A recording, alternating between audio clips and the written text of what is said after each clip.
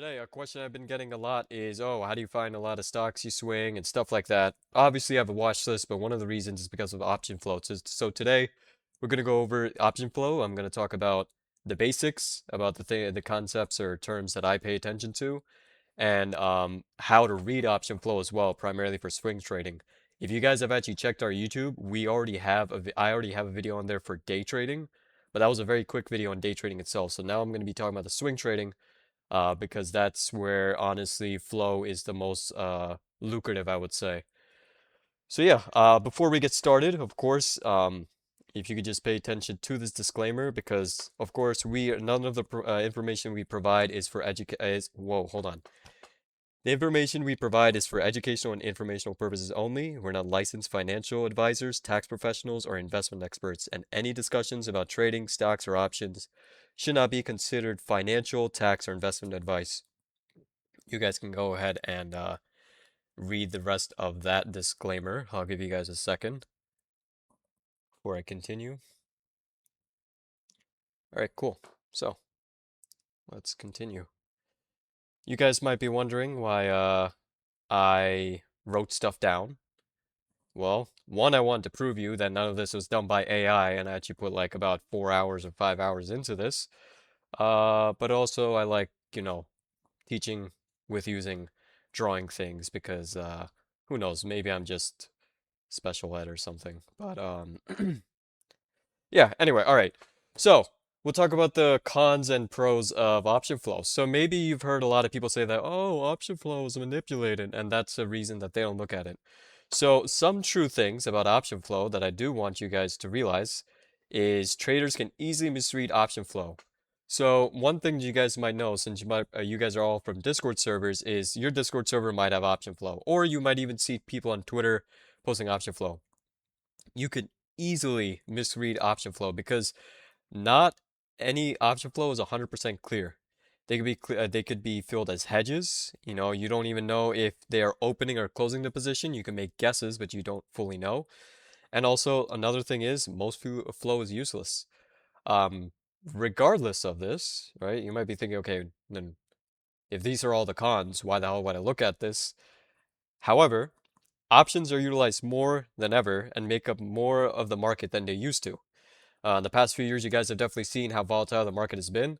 And one of the biggest reasons, obviously, other else than the introduction of a lot more new traders, is because of the increased usage of options, right? So, not only are retail traders like us or, the grandma next door who has ramen hood trading options, but so are institutions and firms in Wales. They're utilizing options a lot more. So that's why we want to look at option flow, right? Some reasons why you would want to look at option flow. It shows where the real money is going. If you see big orders and we'll get into it like what we need. Yes, this is recorded. This is already posted an announcement that I'm recording this. Um, if obviously, if money's going into an order, money's going into an order, right? So, options is different than shares. Options deteriorate over time. So money that goes into it is something that's not just, oh, I'm just throwing it here. So there's always a reason behind any order. Sorry, I was taking a sip of water. It also it also provides you names that you weren't focusing on.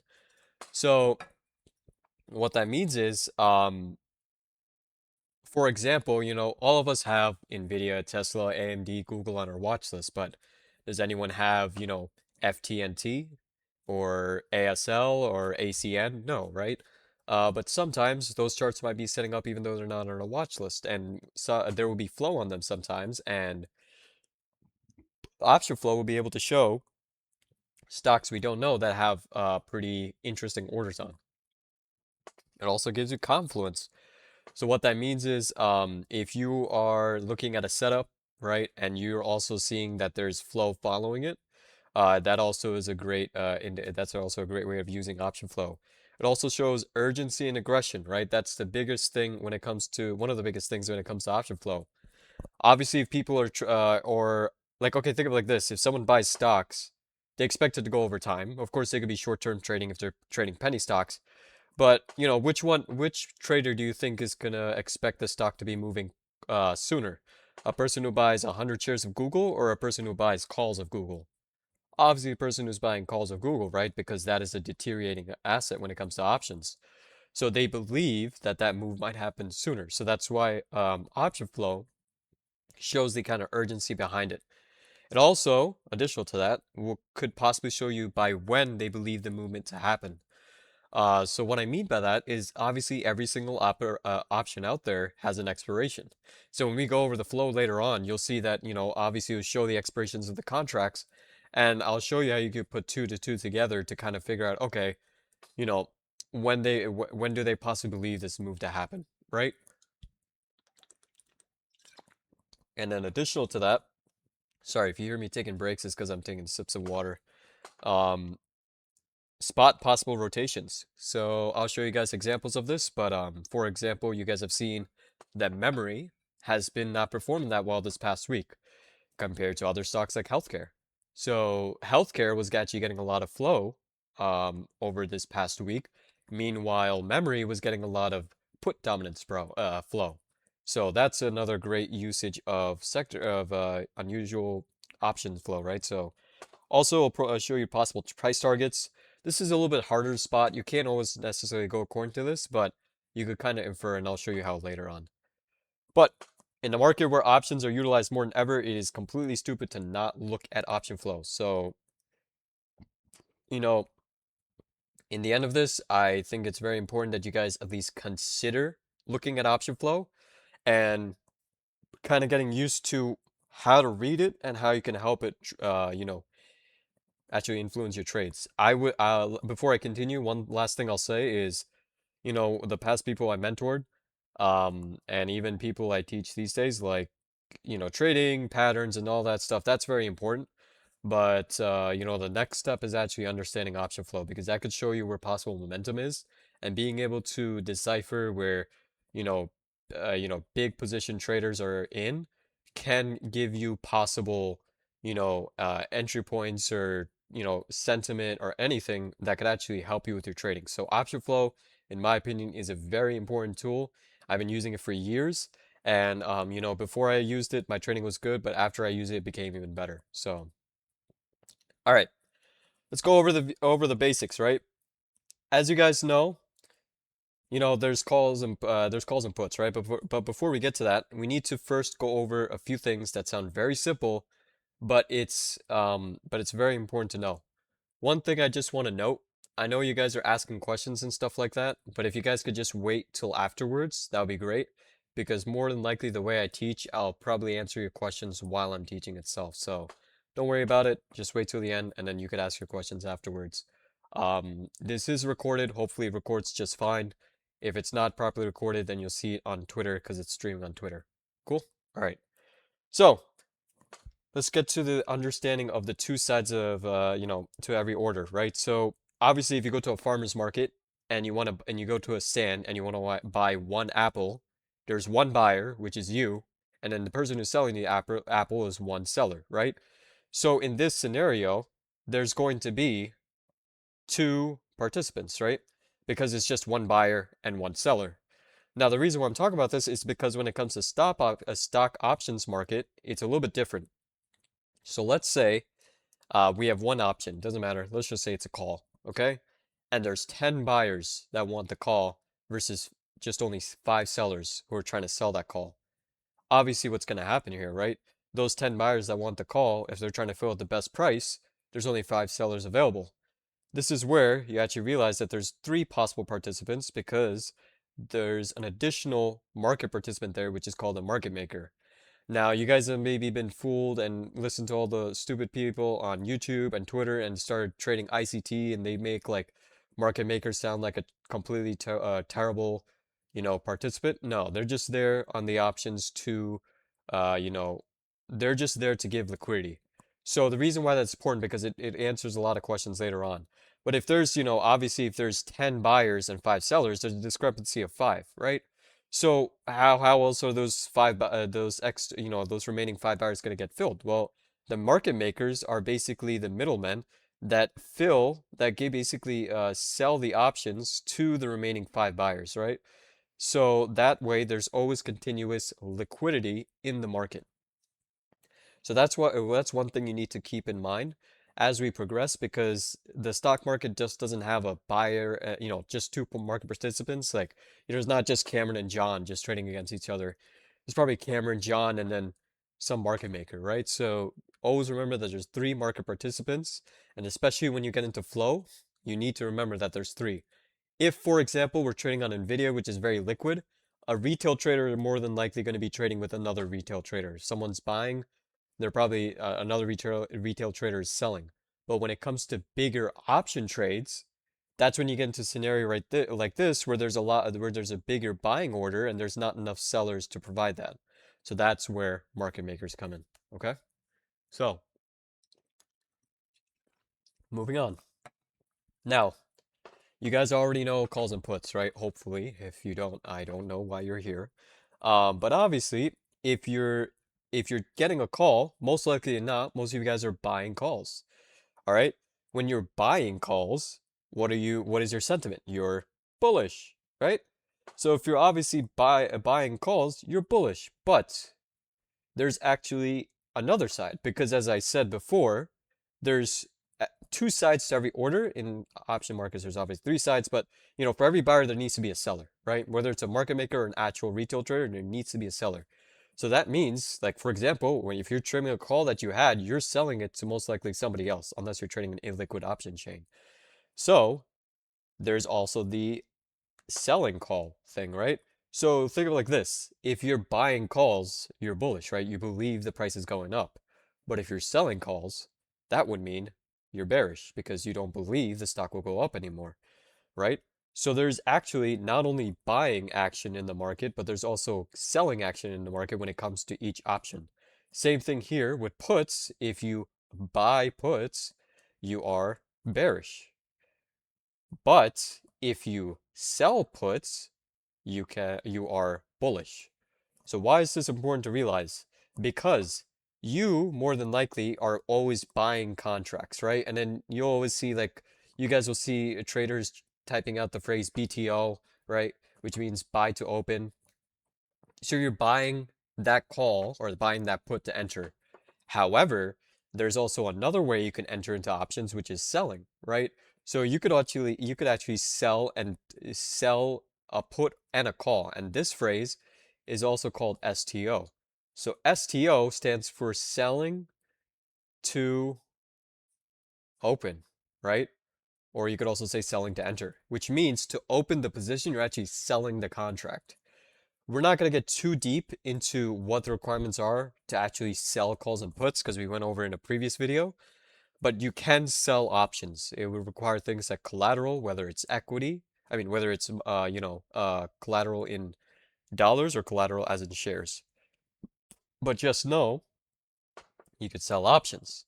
So now, if you're buying calls, usually if a trade like a professional trader is trading, they more likely will be hitting the ask. So you guys have probably seen the term, bid and ask, right? And you guys might see for any options, there's like a spread, right? And there's the bid and ask, and there's like the price between it. The bid is usually the cheaper one, and then the ask is usually the more expensive one. All basically, the best way you can remember this is the ask is where the buyers are trying to sell, and then the bid is where the sellers are trying to sell, right? Wait, hold on. I think I confused that. No. Right. Ask is basically where the sellers are trying to sell. Okay? Yeah, so I said it right before. The ask is where the sellers are trying to sell. This is because the ask is most likely the more expensive price out of the spread. You can think of it like this, right? If you're selling something, you're asking for a price. If you're buying something and you're trying to buy it with against other people, you're bidding on it. So that's why bidders are usually the ones who are usually the lower price, and the ask is usually the one that's the expensive price. Now, the reason why that's important is because if you actually, I don't know if it has it on Robinhood or Webull, but for example, on Thinkorswim, you'll have options to buy at the ask and buy at the bid. Now, the reason why this is important is because when you're buying at the ask, as we said, that's going to usually be an expensive contract that's more expensive than, let's say, the price that is at the bid, right? Let's say, like, for example, the ask price could be I don't know, like $3 versus the bid could be probably like $2.75. So let's say you believe a trade is like if a trade's happening right away, right? Obviously, to make sure you get filled, you would try to just, a lot of you guys press market order. But the thing is, when it comes to institutions, whales, and firms or big money traders, they don't always just press market. They can't. They usually don't do that. What they would do is they would buy at the ask. The reason why they do this is because if they're trying to buy an option, like let's say a call, they want to make sure they get filled. So buying at the ask, majority of the times, signifies that there's an urgency behind getting that call.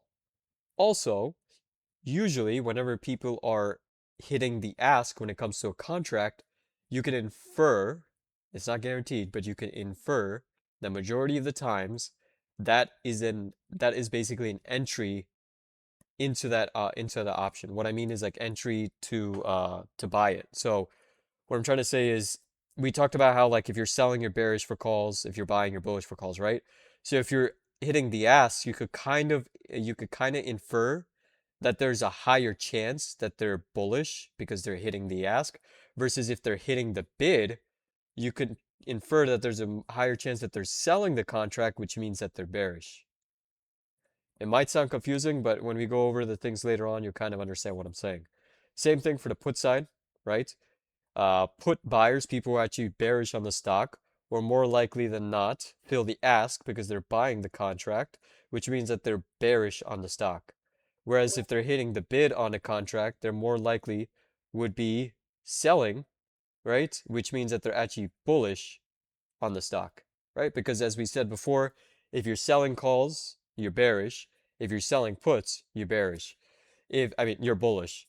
The reason that the way that works is also, again, another thing that we're not going to explain too much because it was in a prior live session, but it has to do where you're selling a contract. It's the opposite sentiment of what the contract actually is. So when you're selling a call, you profit off of that call when the stock price goes down. And when you sell a put, you profit off of that put if the stock were to go up. So you have to remember these two things, okay? If you guys still don't understand it after, everything else that I say, then you could ask me again. I could try, make it a little bit clearer for you guys, but I think this is pretty clear enough. But as we said, right, ask if someone's hitting the ask, you can kind of infer that that order's aggressive versus if you're hitting the bid, you kind of think of it as passive, right? So if you guys know how selling options, you could kind of know what I'm talking about. Like ask, when you're buying an option, theta is against you, but actually when you're selling an option to enter, theta is on your side. So there's not much urgency behind bid orders compared to ask orders, right? Ask orders have a lot more aggressive influence on them. Moving on, not everything at the ask is a buy, and not everything at the bid is a sell. That might sound very controversial to what I'm talking about here, but that just comes back to the point where I talked about over here on the top, where a lot of option flow could be useless, or also it could be hedges. You don't know if people are opening and closing, and it's not 100% clear. But, however, there's a lot of things you can do to kind of give you a better what can I say, a better idea of what it might be. If it is it really person buying into the contract? Is it actually a aggressive buy order? Are they hedging? Are they not hedging? Are they entering the call? Are they exiting the call? Stuff like that. We'll get into that in just a little bit. So before we get on to the filters and everything like that, let's talk about the important flow concepts. Just before I continue, you guys can hear me fine, right?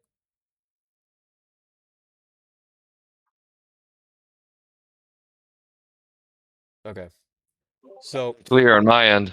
So if you guys, if my stream is full, you can either view JP's stream or the backup stream, and I'll be streaming what I'm streaming right now. So anyway, important flow concepts. We talked about the bid and ask, right?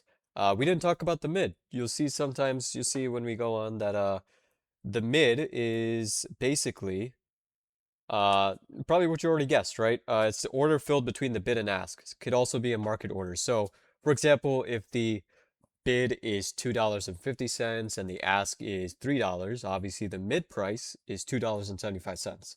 So sometimes there are orders placed in the mid side, which is between the bid and ask, and that's how it will pop up on the option flow.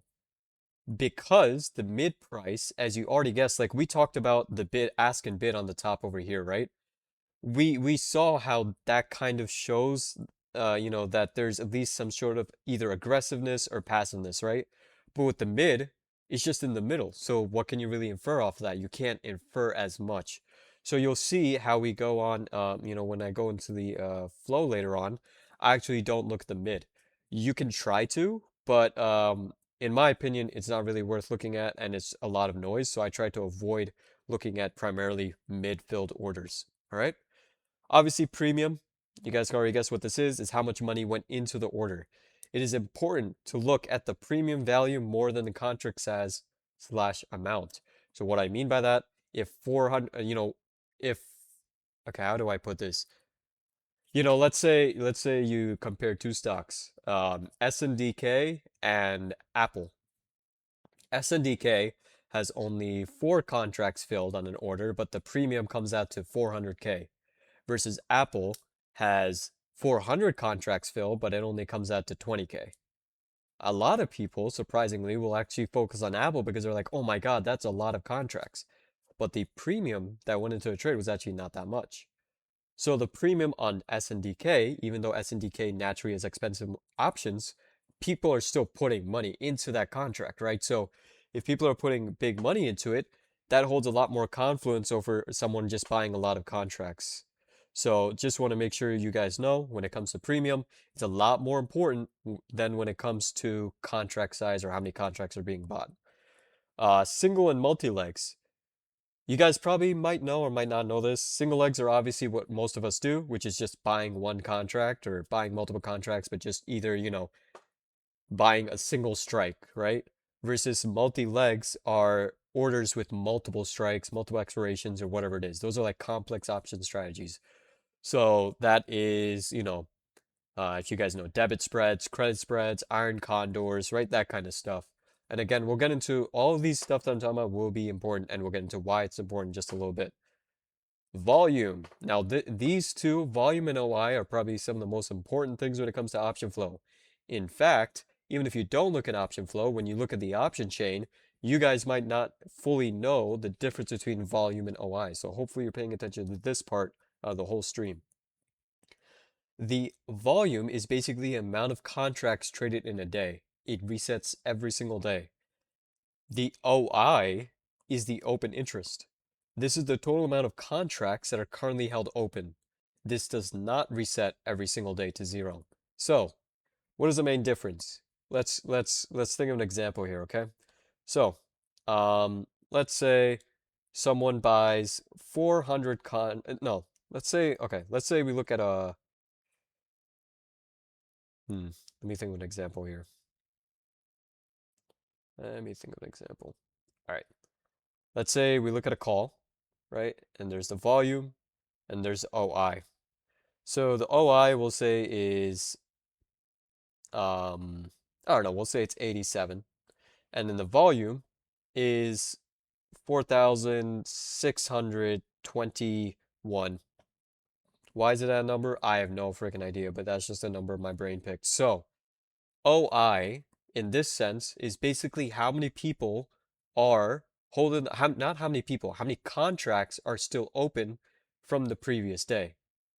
The volume is how many contracts were traded in this current day. This volume does not include the OI, and the OI does not include the volume. So, what I mean by that, if if someone bought 4,621 contracts and the OI is 87, you can infer that it is more than likely an entry order. It is not guaranteed, but it is a higher likelihood that it is a entry price. Why is that? Obviously, if the number of contracts in the OI is less, if Tom Dick Harry it's bought 87 contracts, he can't sell 4,621 contracts, right? Or trade 4,621 contracts because he never had those contracts to begin with, right? So he would have to actually trade it. So The volume is how many contracts are traded each day or that day, and the OI is how many contracts are carried over from the previous day or how many contracts are open. So let's say this is Monday, for example, right? On Tuesday, the volume might, let's say it might be, let's say a random number like 840, just 840, and the OI is 4,497. All right. So 496.9. Okay. So what that means is what we could kind of see here is that possibly that the person who all the contracts that were traded on Monday were more likely than entry orders into that option, right? Because the OI is increasing. However, if the OI is lower than the volume, that means those contracts were traded that day itself. We'll get into the pains and the kind of like nit-gritties about the volume and OI. It's actually a very it's not complicated, but it could confuse some people. But I will show you examples of this because I actually took a lot of time to catalog a lot of option orders in the past 3 weeks that we could go over today. So yeah, so we'll go over that so you guys can I can make sure you guys fully understand everything we're going over today. All right, moving on. DT expiration, you guys already know this. The when the contracts will expire. Sweep. Okay, so now there's different types of orders, right? You see these tags on platforms like Unusual Whales. So what is a sweep order? A sweep order is basically one order split across multiple exchanges at once to fill fast. You could basically take this as like an urgency fill, right? Obviously, if the order placer is going to be filling across multiple exchanges instead of just getting to try to fill that one, that just shows urgency. Which again, when it comes to options, urgency is a huge thing. When it comes to floor orders, this is an order placed by a human on a physical exchange pit. Usually these are orders that are placed by professionals or institutions. If you guys don't know what I mean by physical exchange pit, you guys have probably heard of NYSE, right? The New York Stock Exchange, which is in New York, or the CBOE, which is in Chicago, right? The Chicago Borough of, I think, whatever it's called. But there's actually traders on that floor who could place orders. The reason why they do that is because they usually can negotiate for better fill, better commissions, whatever. Usually when they have bigger orders, they will be placing it on the floor itself. Doesn't happen all the time, but when it does happen, you can at least know that it is placed more than likely by a professional or an institution. No Tom, Dick, and Harry like Patel, Rajit, Cameron, Sandeep, or Tyrone can go and fill on the floor. It has to be somebody who has a professional license, institution, or something like that. So, when it comes to these between these two types, I personally like looking at a lot of floor orders. I think this holds a lot more weight versus sweep orders because sweeps can sometimes be they don't always just tell you everything that you need to know. Now you can see here that I tied one thing to volume and OI, and this comes back to what I was saying earlier. When volume is greater than OI, it's a higher probability of an opening trade. Again, we kind of went over why. We'll go over everything in our examples, and you'll get a much better understanding of this, hopefully. Now, we'll talk about the filters I have personally on Unusual Whales. So Unusual Whales I've been using quite a few years now, and I only did get sponsored by them last year. So the reason why I'm saying this is you can use our link if you want to get 10% off. But no, I'm not a sellout. Unusual Whales is actually a really great tool, and I do stand by their product. And it's always helped the people I mentored actually use it, help with their trading. And it's not only good for Optimal, but a lot of other stuff. So that's what I primarily use. We'll talk about Unusual Whales later. But that's what I personally use. I've been using it for years. Again, even before they sponsored me. And we've not sponsored. Once I got an affiliate link from them, And it's just great. They have one of the best option flows out there. And they also, some of your discords might have the Unusual Whales option flow bot, which you might be able to use. So, we'll get into Unusual Whales website itself, but before we go there, I don't want to overwhelm you guys with the amount of stuff that's on the screen itself. So that's why I'm going to make sure I go over what these filters mean one by one. So, there's different kind of categories when it comes to option flow there, but the page we're going to be focusing on is what's it called? It's called, I think, option live flow. So the first thing you'll see there when you're actually looking at the filters is the side, right? So we already talked about the side. So we talked about bid, that's usually passive, right? Or that's when you're selling options most of the times. And then you got the ask, which is usually buying options most of the times, right? So this is a little bit more preference. I personally think the mid, I will always have that off. I'll always hide it. I think personally for a beginner, if someone wants to learn option flow, I think it's a little bit better to just focus on just the ask side because it's a little less complex. Um, you can eventually over time look at the bid side. There's still some good orders you can look at that could kind of help you with sentiment. But even now, like these days, sorry, I ate some really spicy pad thai. But not pad thai, drunken noodles. But even these days, I personally use ask side only. This is because I like seeing aggressive orders, right? Because if someone's buying an option, they're a lot more aggressive than a person selling an option. Aggressive meaning they have urgency in the trade working out sooner, or they expect a really big move. So ask is usually what I have on. I never have no side on. I don't find a reason to really have, to be showing no side. Maybe you guys might know. I don't know. I haven't found the use case for it. When it comes to chain percentage activity, right? Don't get too mixed up about this. Basically, let's say on a contract, let's say one contract has um let's just say 100 let's just say 100 volume, right? 100 volume and then single contract. So, if 80 of those contracts that were traded were on the ask side, the ask percentage for that contract will be 80% because 80% of the activity on that contract was placed on the ask. So obviously, when it comes to chain activity, this is asking you like, okay, when it comes to that option chain or that contract, not option chain, but when it comes to when it comes to that contract, what percentage of activity do you want to see on that contract when that flow pops up, right? So the reason why this is 0.60, that equals out to 60%. So what I'm trying to only filter out here is, I want any option order that comes out to be for that contract to be 60% activity on the ask side or above. This means that I'm trying to find only aggressive orders only and not passive orders because again, if it's less than 0.60, that means that, it could easily just be, multiple people filling. This can just be noise, right? Like for example, Nvidia is one of the most traded stocks when it comes to options. So, a call that's almost close to being in the money, their ask percentage is usually probably like at 0.50. So I don't want to be looking at stuff that retail traders are looking at.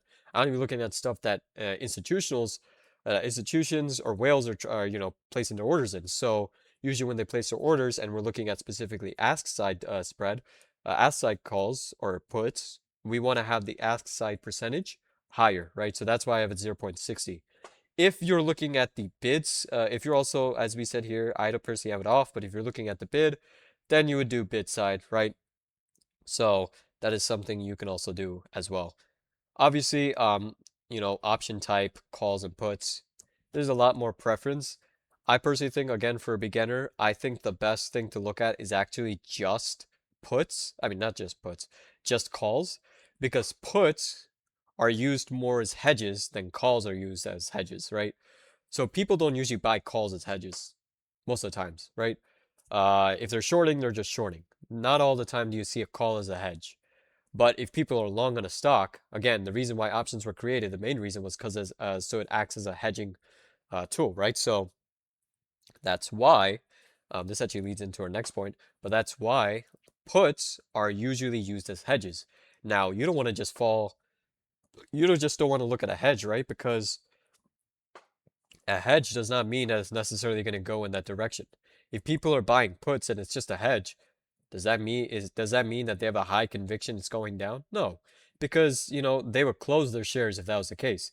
They just expected possibly going down, but they expected to overall go up because they have their shares, right? So that's why if you are a beginner, just focusing on calls might be a little bit better because puts can be easily used as hedges. And this is where it actually kind of ties into the next part over here. So when it comes to equity type, a lot of people, this is a funny thing, a lot of people actually look at option flow and try to use it to figure out SPY, QQQ, and SPX trades.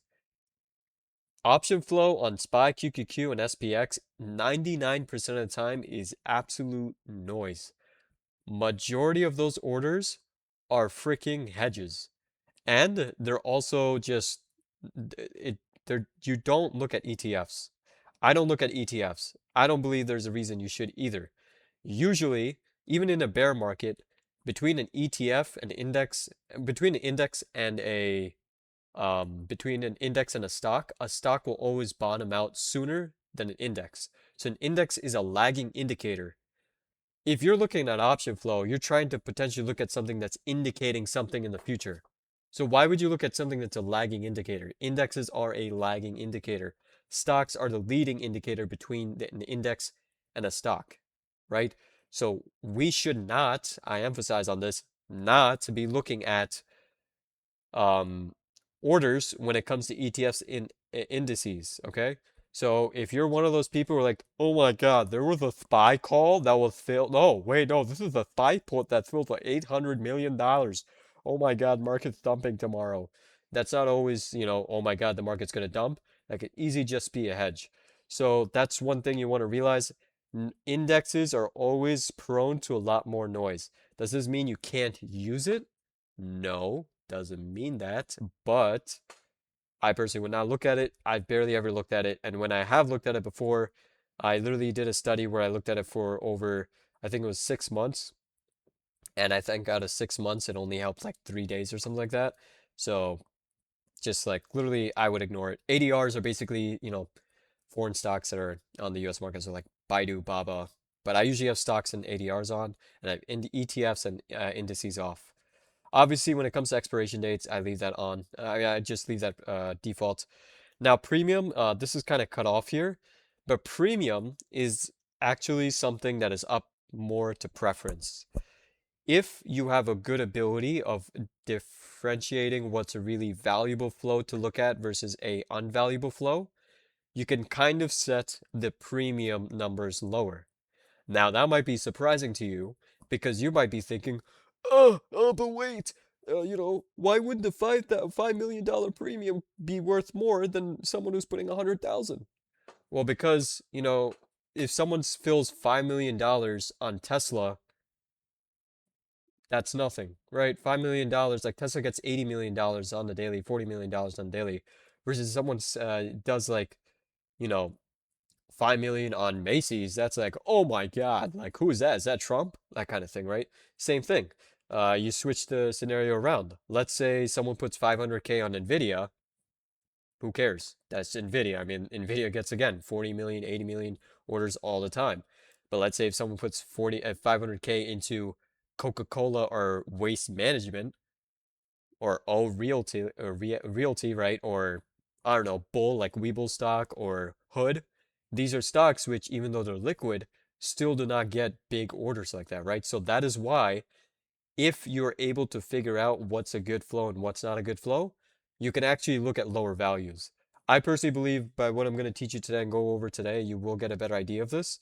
But yeah, hopefully you do get a better idea. But right now in the premium, I have 100K, so that's 100,000 obviously. A good starting amount is 200,000, and then you can maybe work your way down to 100,000. It is if you usually have it higher, obviously there's less flow that comes out. And I personally like seeing a lot more flow because I believe I'm able to differentiate what I should be paying attention to. And so will you guys, hopefully, after this live session. DTE, obviously that stands for expiration. I don't like looking at zero DTEs because again, there's just a lot of orders filled in the last day of expiration. So, and we're also focusing on swings here, right? So zero DT doesn't matter because obviously it expires that day. But 1 day to 180 days is what I found to be a sweet spot because you don't get like massive leaps and you don't, but you do get like longer dated calls, which sometimes could show you that a stock is setting up. All right. So that's what I have on the DTE. So you'll see these other things like size, volume, OI. These things I just leave as is. I don't really put that. I think over time, maybe you can have these filled in. I feel like these are more preferences if you're really like nit gritty on what sector you're trying to trade. But right out the box, I personally don't think it's important to fill these values. So that's why I just have premium and DTE. Obviously, if you want to trade like higher cap stocks, you could make sure that you increase the market cap, the stock price. If you don't want to trade cheap stocks, you can increase that. Strike, again, similar to if you want to trade certain type of price stocks. But the next filter or the next filter that I've adjusted is percentage out of the money. So this means for the contract that's going to pop up on the flow, how much in the money or out of the money is it supposed to be? So if a number is negative, that means it's going to be a little bit in the money. And if it's positive, that means it's out of the money. So obviously, 1 stands for 100%. So if this number right over here is saying I want trades all the way that's up to 100% out of the money. And this number over here stands for negative 10%. So negative 10% of out of the money obviously means 10% in the money. So what this filter here shows is I want any order that comes in between 10% in the money all the way up to 100% out of the money. The reason is a lot of people also get the misconception that, oh my God, I need to be only looking at out of the money contracts because if I don't look at out of the money contracts, I'm not going to be able to tell that it's a really aggressive order. But the truth is, hedges actually fill a lot of orders in the money. If you did not know, one big, not strategy, but one big way that firms trade options is actually by really high delta calls. High delta calls are usually in the money. The reason why they do this is one, obviously, as you guessed, is it's safer than buying out of the money calls because it deteriorates a lot less quicker, right? So it's basically like for them, if they buy like an 80 delta or 70 delta, I'm just saying like, let's say, I don't know, a 60 delta call, that's going to be, be able to survive a lot better than a call that's 30 delta or 20 delta, right? So you want to at least have some exposure to in the money contracts. You can increase this negative number to like, let's say negative 30%, which means that you're getting contracts that are 30% in the money all the way up to 100% out of the money. But again, I would only do that primarily if you have a good understanding of what you're looking for, okay? The rest over here, Greeks, okay. I have found literally no reason to mess with the Greeks. Maybe IV, so you could avoid like really high IV stocks. But I mean, in this current market condition, a lot of stocks, like literally majority of stocks that have had momentum, have had high IV. So can you really set a limit here? I personally wouldn't. But I would not put a number in delta, theta, or gamma. Delta, I feel like is basically already shown here with out of the money because that relates with delta as well. So I personally would not touch anything here with the Greeks. When it comes to flag type, this is what it comes to, uh, what we were talking about earlier, right? The different types, right? We talked about sweep and floor. I usually see only sweep and floor here, so that's why I'm not concentrating on cross. But again, obviously want to be able to see sweep orders, floor orders, and normal orders or normal orders with no tag. Okay, now the next stuff. Um, this is extra. China, I'm guessing like that's stocks that are, I don't know, Baba and Baidu. I just left that volatility, left that dividend. That just means stocks that have dividends coming up or dividend stocks are going to show in the stock. It's going to show in the flow. I don't see a reason why I wouldn't have that on. I can easily see if something's coming up with a dividend. And also, one thing that you might want to realize is before, when something used to have an X dividend date, there used to be actually a really big, drastic change that happened on the X dividend or the day after. recently that has actually not been the case.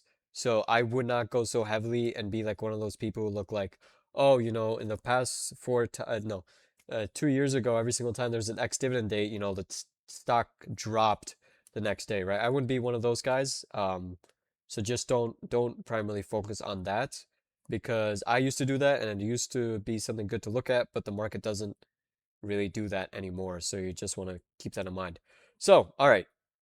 Now going on to the other section. There's this unusual thing. I don't know what that is. This is like a new feature, I guess. I just have that off. You could have that on. I don't know what the difference is. So I just leave it as is. Volume versus O is greater than OI. We talked about this, right? We want to see trades that are more primarily trades that are that are basically have a higher chance of being an entry trade versus, a trade that's just people closing the trade, right? Because again, another example I'll give is if let's say the volume is 800, but the OI is 1,600. Yes, this can also be viewed as an entry. Like obviously that volume could be entry, but since the OI is greater than the volume, this can also easily be a selling order or a closing order. So if someone had 1,600 contracts that they bought the day before and the volume is 800 today, doesn't guarantee that they're closing it, but it can be a possibility, right? So now when you have volume that's greater than OI, this is where if you flip it, right, let's say 1,600 and 800, yes, out of this volume, maybe 800 could be closed, but there's also 800 more that could possibly be entry, right? So that is why, again, another point of why you want to focus on flow that is greater in volume than OI. Um, the next one that I have on is opening trades. This is a really nice one that Unusual has. They kind of have like their own, I don't know if it's an algorithm or just formula, whatever it is, but if you have that on, it brings into your flow orders that are like have a high percentage of having a high percentage probability of being an opening order. So I just have that on. You could have that off if you want, but I think why not have unusual whales help me out there a little bit, right? Exclude deep in the money contracts. I left that off. That's fine. OPEX only left that off. Out of money only. Again, I told you why you don't want to just be primarily focusing on out of the money contracts.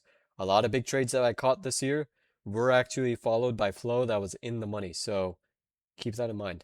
Multi-leg only. So the reason why multi-leg you never want to have this on and you want to have single leg on is because multi-leg, like someone can buy a call and also buy they could they could do like one trade with a put and a call. And that itself, like an iron condor, for example, that itself will not give you sentiment. So you don't want to see multi-leg trades. So that is why I have the single leg filter on because that again gives me a higher probability to view orders that are only on the what's it called? The that are more likely than to be the single leg only. Sorry, I got distracted. The rest of the stuff I just leave off. There's no reason to really do that. Now here's the cool part. One thing, if you have a watch list on unusual whales, you could actually a watch list like of stocks that you like. You could actually have the option flow look through that watch list itself. So, sorry, that's the option watch list. I meant to say stock watch list. So the reason why that's cool is let's say you have a watch list of like 100 stocks and you're really new at trading and you want to only focus on trading those 100 stocks, right? You don't want to venture out to new names. Well, you can actually just create that watch list on your unusual wells and then use their stock watch list thing to be able to actually scan for any unusual or big option orders throughout your watch list. That's actually pretty cool. So I have a pretty big watch list, like a big watch list. And if I want to see only stuff flow on names that I want to see, that I usually trade, that's when I would use that feature. Sectors, another cool thing. Let's say if the market's red one day and you want to see, hey, I want to see if, healthcare or consumer staples is having flow. That's where you could choose sectors. Industrials, that's a little bit more like focused than sectors. Exchanges, I personally wouldn't touch this. I don't think there's a really reason to do that. Trade codes, again, I don't think there's a real reason to do that. Now, one more thing we're going to go over before we actually go to unusual whales. When we go to unusual whales, you're going to see all of this, right? And this is basically how my flow feed is going to look like. So we're going to go over basically what each column is for, so you guys are not too confused. Obviously, time, it's in Eastern time. This says the time the order was filled. Ticker, self-explanatory. Side, as you saw in the filter we had, it's all on the ask side, but if it was on the bid side, you would get that tag over here and it would show bid. Again, I'll show you examples. The strike, wait, the strike are no, oh, wait, sorry. So the contract, right? The contract you could see right over here. The contract will have the strike over here, the side of the contract type, so if it's a call or a put, the expiration. And then you have the date of expiration. So this is obviously, for example, for F cell, this was a $30 strike, right? So this was the $30 strike that is a call and expires on 8/21, right? So that's how you read that.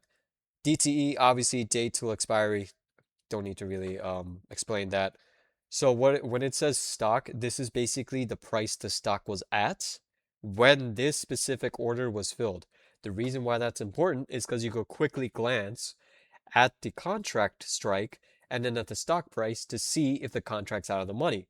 Obviously, in this case for FCell, if the strike is $30, but the stock was $28 when the price was filled, this is obviously a out of the money call. So out of the money calls, again, can be viewed as a little bit more aggressive than one that's placed in the money, right? But we'll talk about the intricacies later.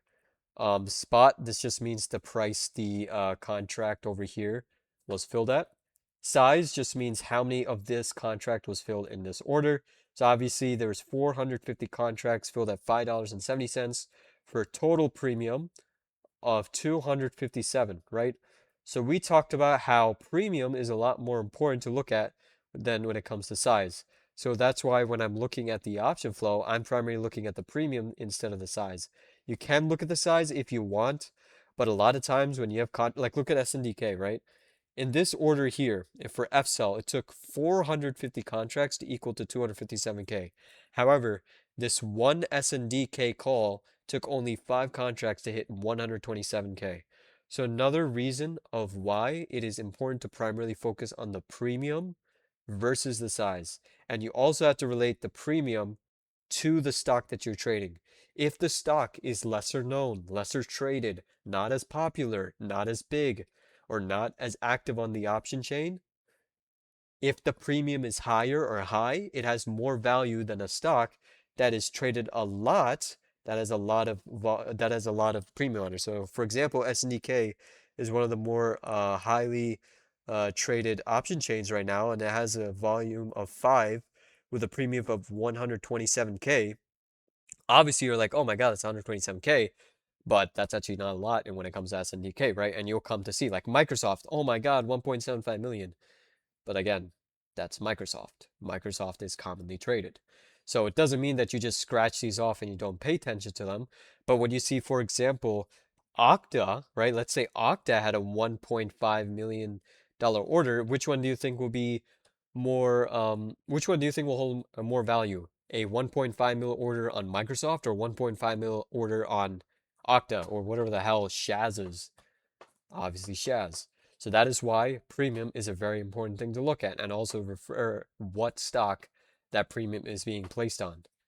Volume. Also, this is basically what we talked about before, volume and OI. This is just like a quick glance to see what the volume and OI is at. So you could primarily know what the difference is. So like, quickly glancing at this option chain right here. If you guys quickly look at this, what are the few option chains, option orders that are, literally literally pointing out in our eyes, right? What is coming to your attention when it comes to volume OI? I'll give you guys a few seconds. Like you guys could type it out because this should be easy to spot. There's like literally there's 3 orders here that actually come out to my eye. Actually 4.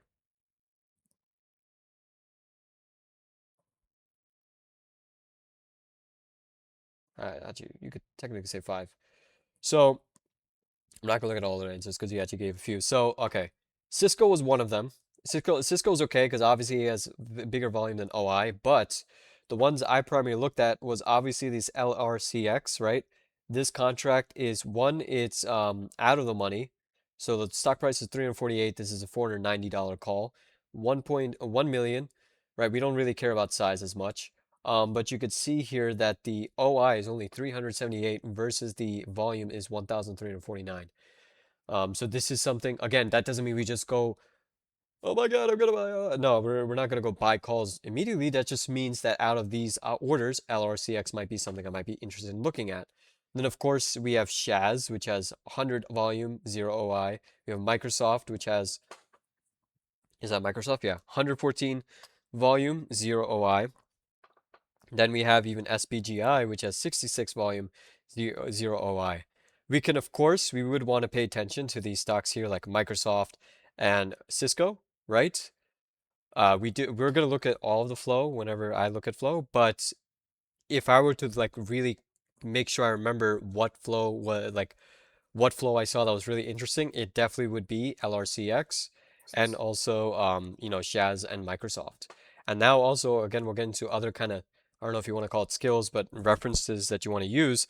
The fact that we're seeing Microsoft twice here, one with this call that has 114 volume and 0 OI, and now this second call here, which is out of the money by 20%, is 1.75 million, has bigger volume than OI, and also, actually, I already explained the points there. So yeah, I mean, that's two orders there that are for Microsoft. So again, that's like, oh, okay, Microsoft's getting more than one order here. Maybe I should make sure I keep an eye on Microsoft, right? So just wanted to point that out. Chain bid, this obviously means the ask percentage or bits percentage activity. We talked about how I set mine to 0.60, which means 60%. So whenever you see this bar over here green, that means, that's representing the ask activity. And if it's red, it's showing the bid activity. I think if it's white, it stands for either no side or mid side. So this filter, this is results from the filter that you see. It's showing all options that have above 60% ask activity, right? Obviously, IV percentage, you guys already know what IV is. Delta just shows the delta of the call. Not really that important. Here's another really important thing you guys should be having on, right? If you guys are using unusual whales. Sector and industrials. You're always going to see, no matter what day it is, you're always going to see a lot of flow in technology. However, the reason why the reason why I was able to catch healthcare at a very early entry point was because I start to see in the midst of all the technology flow that came in, I started to see a lot of healthcare and health stocks with the health sector popping up on the flow. And that made me think, okay, maybe I should pay attention to healthcare. And that's when I looked at, like, for example, Moderna. We got into Oscar a while back, CVS, right? So that is where, like, I was able to see on the flow. Paying attention to the sector is also very important as well.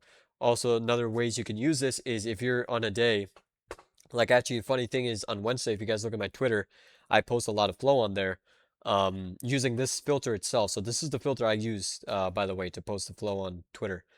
So I'm giving you literally what I use to you guys. Um, but if, for example, you're getting a lot of massive put orders that are on the technology side, or let's say, forget technology, because technology gets a lot of hedges, but let's say on the, I don't know, like the financial services, for example, that possibly means that there's going to be a pullback on the financial services stock, right? Again, doesn't mean it's guaranteed, but that's when you look at that sector, look at those stocks, and see is there actually set up for puts, and believe it or not, sometimes you'll actually see that, hey, wait, there is actually a setup for puts for financial services. So that is why it's actually very important to have the sector part on when it comes to unusual whales. Industry, again, that's a little bit more focused, but if you know like your different industries, this is also very helpful to put on. Legs, obviously, this is all single leg, so don't really need to pay attention to that code. Again, not really something I pay attention to. Flags, this is like the whole thing I was talking about, like the floor or the sweep, right? So you can see here, right, which two orders are our floor, right? We have this one, which is octa, and then we have this one, which is LRCX, right? So we already found LRCX an interesting trade, and now we know that this trade was also placed on the floor, which means that 99% it was traded by that order was placed by a institution or by a professional trader. So that is again like out of this entire flow, LRCX would be on the top of our list, right? So again, right? I'm telling you guys my thought process here. And then the tags, this shows like bullish here, and obviously for the puts it shows bearish. However, if you're able to see bid side contracts, you will sometimes see like calls pull up, but if it has the bid as its side over here, what you see here under tags, it won't be bullish, it'll be actually bearish, right? And vice versa for puts on the bid side. So that is something you want to keep an eye on if you are looking at the tags. And then obviously we have everything set to ask over here. So again, that's not really important to pay attention to. Okay, so do you guys, before I move over to option flow, do you guys have any questions about specifically what I talked about right here that you didn't find, that you found confusing, that I should explain before I continue, or can I continue? I just need like a few people to tell me if you guys are good. If you're good, then I'll move on. Again, I'm very clear with how teach anyway, so if you even have questions, more likely than not, since I have, you know, since I like to talk a lot, apparently I'll make sure that I'll over explain it in the next thing. Do I have a screenshot of my, oh, what's up, Scott? Do I have a screenshot of my settings? Um, I mean, no, but I could share them. I don't mind. It's okay. Um, all right, cool. So let's see. All right, now this is again, don't get overwhelmed. Let me zoom in here because I'm on a 45-inch monitor, so this might be, I hopefully the text is, you guys can see this clearly, again, because it is a pretty big monitor for me. Just make sure I could see you guys are able to see it clearly. All right, cool. And the RTX, why not flex it? All right, cool. Okay. So, as you guys could see, obviously, the filters are the same here. Literally, this was a screenshot, and the filters I showed you were a screenshot of this this option flow screener, right? So when you come to unusual whales, right? And by the way, use our link because you get 10% off, and you let me eat biryani as much as I want whenever you click that link. There's many tools that they have here, but what we're talking about today is specifically live options flow. So there's like something called option screener, which maybe we'll talk about if we get time today, but I primarily look at a live options flow because I feel like that's a little bit better than option screener. But you can see there's a lot of other tools here. There's so many videos I can make about about unusual whales itself because again, I keep on saying it. I genuinely think it's a really great tool, and all the people that I've mentored I make sure that they reference unusual whales here and there. Um, so And no, before you ask, I don't mentor people anymore, so please don't ask.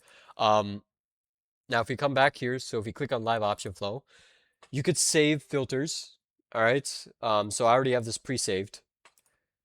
So you guys already know filters, so I don't need to go over. Actually, I still have it popped up. But you could see the first screenshot over here has the same order flow that we saw, right? So if we scroll down, you could see like all the other kind of flow that we could see here, right? They're all different kind of numbers. You could see like, for example, what's interesting that we're seeing here. Okay, this COHR call that came out, right? It's 5% in the money, but it's still 276K and 83 volume in OI. Now, here's the next part I want to talk about. Remember how I said that it's very hard to sometimes figure out if the order's entry or something like that, right? So what you could do is you could click on the option and it'll pull up this chart here. So I have it where it shows the bid and ask for a range of 7 days, and it shows me a 30-minute chart. I could even, let's do 3 days and let's do a 5 minute. So what this shows you is the activity on that option chain for within that time slot. So if I switch the date to 7 days and then 30 minutes, you'll see that in this option, there was literally no activity in this option except for this one order here that came in 30 minutes before market close for 339K, right? So this is where it's like, okay, this is interesting. The cool thing is you can actually scroll down and you could actually see the historical volume and OI on this option. So in this case, where you're seeing the volume being 85, being vastly greater than the OI, it's not as helpful to look at this because it's kind of simple to figure out what you're looking at. But if we go to an example like for example this Microsoft call, which even though it had $2.9 million of activity 30 minutes before market close, you don't know if this is primarily opening or closing. So this is where you would either scroll down to the historical volume OI, or you could actually click this and you could press volume/OI. What this shows you in a very easy representation is what the volume is compared to the OI for each and every single given day for what you're looking at. So this is showing 90 days for me. You could set it lower, but I prefer having more. And you could see like the OI, like obviously it was gradually increasing as time went on. But you could see today, even though there was very high OI, the volume was vastly greater than what the OI was, right? So again, is it guaranteed to be an opening trade? Absolutely not. But here's the thing. If you want to know or confirm if the trade is actually an opening trade, it's very simple to do, but you can only do it the next day. That's the tricky part. So obviously, since we can't go into the future, what we'll do is we'll go into our previous option flows that I actually you know bookmark for you guys. So you guys can see like I actually took a long time to create this live session. Like I made sure to get a lot of examples here for each and every single day, spanning back from yeah, May 18th. Apparently, that's yeah, I don't know what I'm doing with my life. So you can see here, for example, 7-2. We're not gonna look at that, but you can see, for example, on Thursday, these are the calls I found interesting. So we had this Microsoft call, which which had 295K volume and 290K premium. So you can see like these are some option flows that I found interesting. But what we could do is we could go to our previous flow. So let's not even go to Wednesday. Let's go to 29th was Monday, right? For example, let's take this CL option, right? This is one of the flow that I posted on Twitter. So if you guys don't follow my Twitter, this is actually not for propaganda case, but if I were to say what is one beneficial case of following my Twitter is because I actually post option flow that I actually genuinely believe has has good setups behind it. So you'll see here, I'll get back to what I was talking about, but you'll see here on this post, I posted on the 30th, so that's Tuesday, that CL was getting some flow, 156K for 17 days out. You could see here on the box it says 156K. Volume was 325, and it was all on the ask side. So you can infer that this was an opening trade at that moment, right? It's not guaranteed, but you can infer it. You can see the volume was greatly bigger than the OI. And I also posted my chart there for you guys to see that, hey, this is actually a good setup. A lot of people on Twitter, one thing I want to keep, I'm saying this for your own benefit genuinely. A lot of people on Twitter just post flow and they just post it because it's interesting. Who cares? Just because something's interesting doesn't mean it'll actually play out to fruition, right? As I said in the beginning, when it came to the whole, you know, when it came to my whole autistic writing over here, I said a lot of flow is either hedges or just useless. So the best way to use it is actually as confluence. What is a great way to use it as confluence? It's if a chart setup is already setting up, right? So CL was that, which is Colgate, which is a safety stock. Again, comes back to a point of how you could find rotation. early on, Colgate was actually getting good flow and actually setting up for a possible bull rally, right? And lo and behold, if we actually go to that flow on the 30th, wait, 30th? 29th, sorry. We click on this, we'll see on the, you could see here, this is when the flow came out. But look at this, the volume, that was a few days later on. The volume was 325 on the 30th, right? But you could see the next day the OI changed to 327. This is the only way, or one of the only ways, you can actually confirm that the volume from yesterday was confirmed to be an entry trade. There are some times where the volume can be 325 and the OI can still be 3 the next day because people can buy, for example, 263 contracts and then sell 263. They could sell basically, they could buy and sell the same amount of contracts in the same day, even in the same minute, and it'll show that as volume. And it does not necessarily mean that that they actually enter that trade. So that is a big nuisance with option flow, where you can only confirm that it is an entry trade into the next day. However, even though that is just the one of the only few ways you could confirm it, you might be thinking, okay, then why the hell am I even referring to it? Well, again, even though you're only able to confirm the next day, we saw how Colgate had a good setup. So is it really bad to think, okay, in the probability that this is an opening trade, should I not test it out? Right? And then, we'll go look at Colgate really quickly. No worry, this is my Twitter account, so I don't mind sharing the balance on that. But if you go to Colgate, look at it go. It's gone. Boom. It's gone like it flew, right? So sometimes, I mean, not sometimes, that is why if you use option flow with confluence of actually a good setup, it could work really well for you. So that is why if you might be thinking, okay, I can't confirm if it's an entry till the next day. Okay, that's fine. But if it's a good setup, my thought is why not take the risk on it, right? So that's what I personally do. However, let's say you want to be a little bit more on the cautious side. How can you use this to your benefit? Well, now that I showed you a way where you can confirm that the order was an entry, you can completely skip the swinging part and you could actually wait till the next day to possibly take a day trade. So let's take this for example, this Colgate trade. If we confirm that the person actually entered these calls, 156K, again, 156K on Colgate is actually pretty big because Colgate doesn't get that flow all the time. So if Colgate's getting 156K and we are confirmed the next day that it's, that it's an entry trade, we can easily just look to trade day trade calls on Colgate, right? So that is another way you can use that this kind of filter or any filter to actually figure out possible day trades for tomorrow.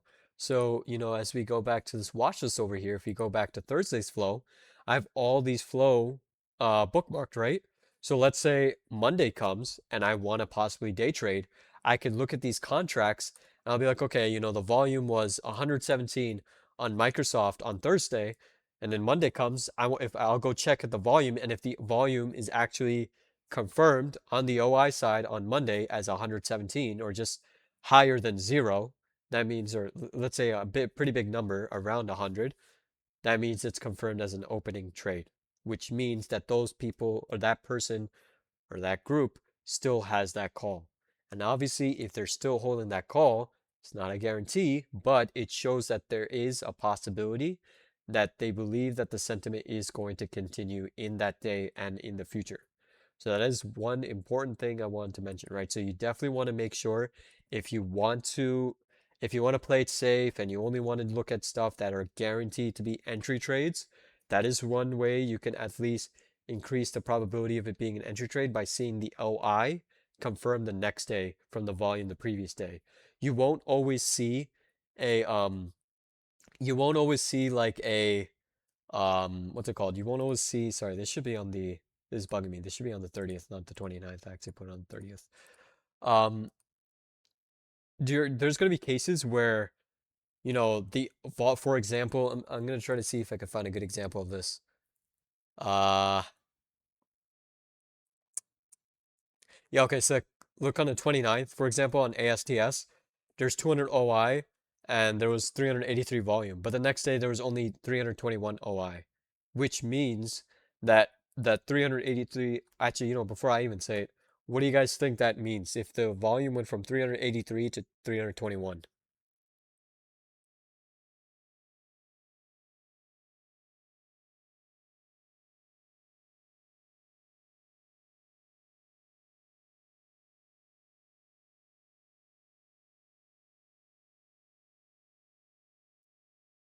Yeah, it's definitely hinting more towards the closing side because obviously if the OI was just 200, even though it's increasing the next day, if the volume was 383, that means, you could do the math, but there was definitely a big discrepancy there, right? So it doesn't mean all of that volume was closing trades, but it means a decent amount of it was closing trades. So that is something, or it was just volume that was traded that day, right? Someone could have easily opened 50 contracts and then 30 minutes later closed 50 contracts, and that would represent 100 volume, right? And then probably there was maybe somebody who filled the rest of the contracts that actually was an opening trade. So that's why if you don't see, you can sometimes see like a different number where the OI increases, but it's not increasing that much. If that's the case, I personally would just ignore it. I want a drastic change in OI. So if there's a big order, like for example, you could see here the next day, the 30th, 585 volume and 323 OI. You can now clearly see the day after, which was Thursday, on the July 1st, it was 863 OI, which means that you can definitely infer that majority of the contracts that were traded on the 30th were more likely entry trades and held into today. So that is where it's like, okay, ASTS is probably going to be really bullish here. That is how you use that, right? So that is one way you want to definitely keep an eye on stuff. And you can see here, like a lot of the option flow that I pointed out and posted was pretty great, right? So if you guys remember, we took Adobe calls. Adobe I caught because of option flow. I don't have freaking Adobe, which is a bottom feeder, on my watch list. The only reason why I found Adobe was because I found flow on it. In fact, let me just actually try to see when's the first day I posted it because I do post most of the flow that I like. Um, and if you guys, since you guys are listening to this live session, you don't have to follow me. That's fine. But you should at least reference my tweet posts about option flow because you could start to understand how option flow works and what person like me would look at, right? So you could see like I'm posting like where I posted this on 30th, right? Adobe getting more flow.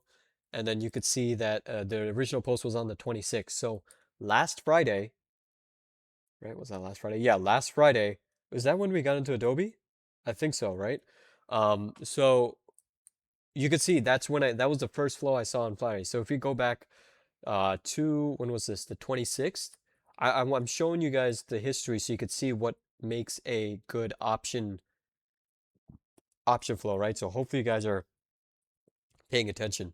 So Adobe, you could see here, right, on the 30th, or not 30th, sorry, 26th, between 2 p.m. Eastern and 2:30 p.m. Eastern is when I saw this flow. And this flow was 385K on Adobe. Again, Adobe is not a stock that gets freaking 385K into it.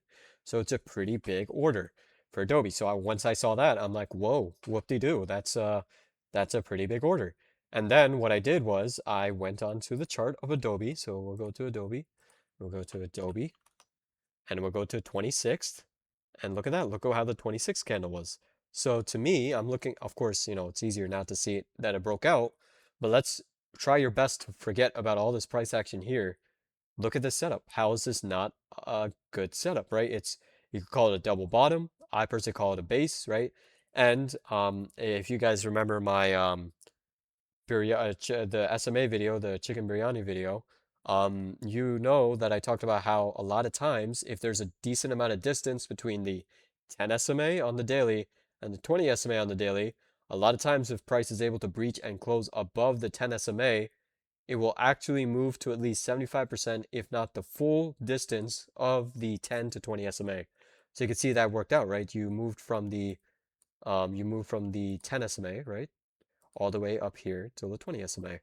So Regardless of that, you could see here that Adobe was a great setup, and that's why I took Adobe on the 26th, and that's why Adobe went for how much? Like it went for almost like 500%, 400%, maybe somewhere. It went for something percent. It went for a crazy amount. But again, Adobe I would not have found unless it was option flow, right? Another good one that unfortunately I missed, Visa, right? Visa, you could see here, and again, you guys should mentally remember. Oh wait, actually, let me go back to Adobe. Sorry, let me take a sip of water.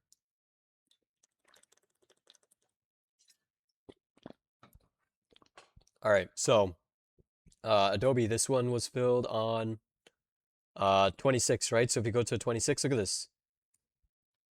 You guys see the huge difference? 2,744 volume versus 269 OI. How is that something I would not want to focus attention to? And the thing that I do, the reason why I say you should be looking at the flow that I post, again, it's not propaganda, is because I am posting the difference between the volume and OI. And that's a very important number to be looking at, other else than premium, right? So you could literally see, like, if we go from the bid and ask chart to the volume and OI, there is a huge, remember the green bar is the OI, right? So there's a huge volume spike here, and the volume was never like no, there was no volume afterwards. In fact, the OI just increased again and again and again. In fact, here's another skill or thing that you can use option flow with. We have one big order here at the ask, right? For 385K. From that point, from that point, does it show it if I no, it doesn't show it. But from that point, you could clearly see, yes, there are, the red boxes mean that, it was orders throughout the bid. That means it potentially could be sell orders. But think about it like this. Even if you're dumb as a monkey like me, and you're looking at this, you see one big green banana. Are these all small red bananas equal up to that one big green banana? No, right? So what does that mean? Obviously, there's a higher chance, not even a higher chance, there, how do I phrase this? The big monkey that bought the big green banana to begin with is still in his position. Obviously, if someone is still in their position for calls, they believe the sentiment is going to continue, right? So that is something very important to remember. If you find option flow that you find very important, one, you should already put in a watch list similar to mine, where I'll show you how to do that. If you click on an option, right? Let me go to a flow that I don't have on my option. So you could click on the flow, right? You could click on the flow by clicking this strike price. I mean the expiration, and then you go onto the top over here to add watch list, and I would personally add it under um your option watch list, not the stock watch list, your option watch list. And I personally do one for every single day because you want to go back and you want to see, like, let's say Adobe, if we go look at Adobe again, right? Adobe does not look bearish. It looks strong. It filled its gap. It still has momentum onwards. Might have one day of pullback, but it could possibly test the 50 daily SMA. So, seeing that, okay, I saw the Adobe because of this one order flow here. If this person's still in their order, yeah, of course they could hold it till expiration, but even if they do and they don't mind getting assigned, that still shows that they have conviction that Adobe will at least maintain price or at least remain bullish, right? That is one way you could also use option flow as well. If you see that, the volume was really big one day and the volume preceding it was not really huge the days following, that could show you that there's still the possibility that person is still in the trade. So you guys have probably seen on Twitter, if you're on Twitter, I saw the option flow too a long time ago where there was like this 50 million buyer on MU, right? That guy did not sell his order, even though there was buys and sell orders in the middle of it. That guy held his order for I think like 60 days or something like that. That 50 million went to like I think it was some crazy numbers like in the $1 billion. He bought MU calls. I don't know what it was, but you guys, maybe someone knows what I'm talking about. But this guy bought $50 worth of MU calls and he held it for almost 2 months and he never sold it. And you could clearly see that he did not sell it the entire time because that volume spike that one day was never matched even one quarter or a half the entire time. And you can use that as a reference to see if a stock has momentum, right? Especially if it's a bigger order. So that's why Adobe, I mean, I wish this order was a little bit more longer dated because this expires next week. If Adobe was, let's say, like 30 days away from expiring, and I keep on coming back to this flow and I see this person didn't exit, and I see a good setup on Adobe, there you go, right? So why wouldn't I still refer to it? So that's why even old flow is really great to look at. That's why one of the filters that you saw over here, which says like, where is it? Today's trades only. I turn that off. I have that off because I still want to see the previous day trades, right? So like if one thing that's very common with option flow is a buildup of position. So for example, let's look at Adobe, right? Like Adobe, you'll see orders across multiple days because people were filling orders as the days went on. I don't know why it's only showing one because I literally had orders from previous days. So why is it not popping up?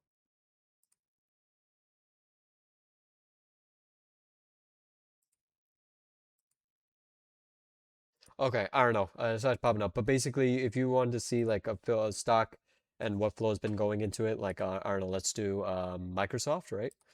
Let's do Microsoft, for example. You'll see that flow was building up across multiple days, right? First flow came across the 22nd, then the 25th. Obviously, we had puts on the 29th, and then you had calls again on the 30th, right? And then if we go to the chart here, again, you could see that build up the position started on the 25th, which was the literally when you look at that, the bottom of Microsoft, and then the build up over time of the calls, right? So when you see a build up of calls, you could see that there is higher sentiment for that stock, right? And then you could like go back to these older calls and be like, okay, oh, this order, there's a lot of, has became a lot more messier, so probably they exited. Let me just forget that one. Let me go to next calls or anything different. Oh, look at this, right? There's this huge order on the 25th, which was the bottom of Microsoft for $1 million. And I feel like I posted this too. Um, Look at this flow. Do you think this guy exited his order? No, nobody exited his order. This guy did not exit his order. His order was on the 25th. The volume was 823. The OI is still, look at this number, still above 800, which means that there's still people piling on, or maybe he trimmed, who knows? Maybe he trimmed, but the majority of his position is still in this call. So actually, funny thing is, I do remember in for a fact, we called not only the bottom of Microsoft with flow, right? So not only Microsoft did we call with flow, but we also called Meta. So you can see the flow here for Microsoft. I know I posted this. I will find it. Please tell me I posted it. I know I posted it. Oh man, don't tell me I'm wrong. Oh no, I'm wrong. Oh, okay. Maybe I'm wrong. But I know I did I did post it for I bookmarked it, but I guess I didn't actually post it, but I did catch the bottom of Meta with flow here. So you could see on the 26th is when I just posted a chart. But I did also post how calls are being filled for Meta. And you could see this was a repeated hits descending fill time and sales. And this was for the 570 call on the first of no, not this is not the first, this is on the 25th. So if you actually go to our watch list and we go to the 25th, we don't see Meta there. Bro, what am I doing? All right, I'm fumbling over here, but I definitely this post was from freaking the 25th, right? So 26th. So I don't know, you know what I mean. But basically, you can use flow to find potential bottoms and continuation of trend. So that's another thing. Try to see what else I'm forgetting here, or if I explained what I wanted to explain when it comes to flow. Uh, yeah, you can see here again, Meta 3 million on the 24th. This was before the bottom. You can see this person, right? Um, on the 24th, it filled 350. The volume, look at this. The OI went to 663. It hasn't changed since. So whoever filled that contract for Meta is still believing that Meta has room, right? So you could take it that way, whatever you want, kind of way. But yeah, I think uh, I think I went over what I wanted to say. All right, Now ask me your questions, because I think this is where answering your questions would be a lot more benefit instead of me trying to figure out things to that I missed. So what questions do you guys have about anything I talked about regarding flow? Can I analyze HTZ? Do you have the flow?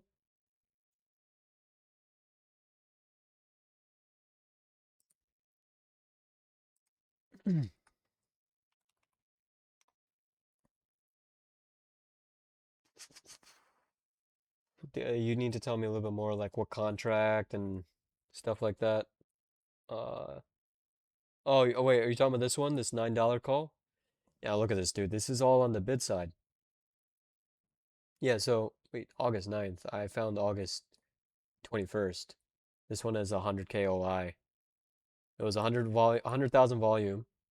Yeah, on Wednesday, and then 100,000 volume OI on Thursday, which confirms that it was an opening trade. But again, this is where people. That's why if the flow you're seeing does not show any size, completely ignore it because already like option flow is already very hard to figure out what side is what. So, if someone's actually buying or selling, so if you don't even have the bid or ask, you don't even have a high probability of telling what side it was. But you can see that this call was on the bid side, so you can refer that this is a selling to enter spread, selling to enter position for HTZ. So, oh, actually, I mean, yeah, I mean, look at HTZ. Yeah. All right. So actually, I mean, that comes to show you, right? Why it's very important. You need to see the bid side, the bid or ask side. You could see, oh my God, yeah, 100K OI, yeah, but okay, it's on the call side. So from what I told you guys, you would infer, it doesn't mean it, but you would infer that it is, again, bearish, not bullish. Um, it's not a guarantee, but that's what I would do.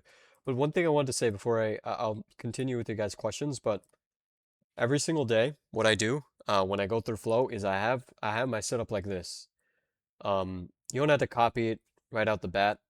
But I think even the cool thing about unusual whales is they have something called I think it's called like Superflow or dashboard, where if you go to dashboard, for example, and let me do let me add a dashboard. Let me name this. Okay, didn't even get to name it, I guess. But let's add like what we could do here is we can add a few things. So um like a live chart. So we'll do it for I don't know, we'll just put uh Adobe for now, right? Right? And this is what you could do for unusual wells. So you could do that. And then you could do add window, and then you could do flow table. I think that's. And then what you could do is if you have, this is a cool part, if you have already a filter like I do, and again, I'll share the filter with you guys again. I'm not gonna gatekeep it. You could copy the link and you could paste this to actually the to this thing over here, and you could add the window. So what you can have is a chart up here on the left hand side and the flow on the right hand side, so you can easily just search up all the stocks you're seeing the flow for. So FSL, okay, FSL, oh, it has this and that, right? Like, oh, that's an entry most likely. Let me see, is FSL having any kind of support here? Oh wait, yeah, it is, because it's right here on the hmm, well, their TA tools are not the greatest. You can see that this is a previous high, right? So I mean, if you want to set that up, I think that's pretty cool. You could actually also do something, if you guys remember. By the way, if you guys don't watch our YouTube videos on our channel, that's kind of sad. But oh, Messi played today. You could see that we have a bunch of YouTube videos here, but if you scroll down, you see how to day trade with unusual whales. This is where I talk about something like this, where if back in the day when Tesla was the best stock to trade option wise, you can I had a setup like this where I had the live chart of Tesla up on the left-hand side over here, and I had the flow come in for Tesla. So you could see here on the top, I have like the net flow for Tesla as well, and then I have the contracts according to the filter I have pop up over here, right? So this is another cool way you can use unusual whales to actually have a very interactive kind of space here to have your flow on the right hand side and still be able to quickly look through a chart. So the reason why I'm saying this is because it is it is very important to realize that whatever flow you see, you don't blindly follow. So that is why, every single day I'll actually do it as I normally do instead of doing this unusual whales thing. This is what I do every single day. Like literally when flow pops up, I'll go search up the chart. If I find it interesting, that's only when I go look at the details of the option flow, right? F cell, I mean, yeah, it's interesting because we're possibly bouncing off support. So why not, right? I could probably add that to my watch list, look back at it near end of day to see if I want to enter into a trade. Same thing with Cisco. Let's look at Cisco. Okay, I mean, this was a call for Cisco. The only thing Cisco has going for it is that it's near its 50 daily SMA. No real clear setup, right? It's just more of a bounce off of support. Again, NBIS bouncing off support here with 50-day SMA. LRCX, again, bouncing off previous high. So like these kind of flows, you're like, okay, all right. I mean, LRCX bouncing off of previous high, why not, right? If I really want to take a trade off of this, it's not a potential bad idea. Again, it's no clear setup. You are buying at a support, which is risky, but high risk comes with high reward. So there is that. But let me just see. I think there was a flow on Thursday for the trades we took. So let me see. Uh, where is it? Actually, I just go to my Twitter. So look at this. Like literally. Like you could see Microsoft, I posted a Microsoft chart and you could see like Microsoft was setting up, right? So literally this is what I'm doing. Like this whole thing, like me going through a flow. Oh shit. Me going through a flow, that's what I'm doing while I'm posting on Twitter. So I'm looking through this like SPGI. I saw the SPGI flow, right? We saw this here. Where is it? SPGI. Here you are. So SPGI, like when I look up SPGI's chart, look at SPGI's chart. It's not a bad setup. Really strong candle. Has been basing for quite a while. Your risk is obviously, not getting past the top of range, but it's still potentially worthwhile looking at, right? So this is the kind of option flow I'll add onto a watch list because this has good setups behind it.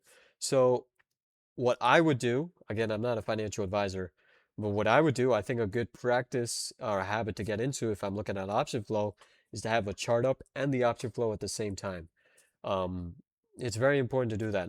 I would never just blindly look at option flow. When I'm going through the flow, this is where I start seeing setups that look really good, and that's when we take it. So, for example, um, what trades did we take? We took um we took MRK and MDT, right? So both of those trades, I'm pretty sure, uh, they were on flow. Maybe not MRK. I swear I saw MDT. No, maybe not. But on the first, this is where we caught Hood. You guys remember we caught Hood? Bro, am I messing up my freaking watch list? I think I'm messing it up. Bro, there was flow on Hood. I promise you. Oh my God. I ruined it.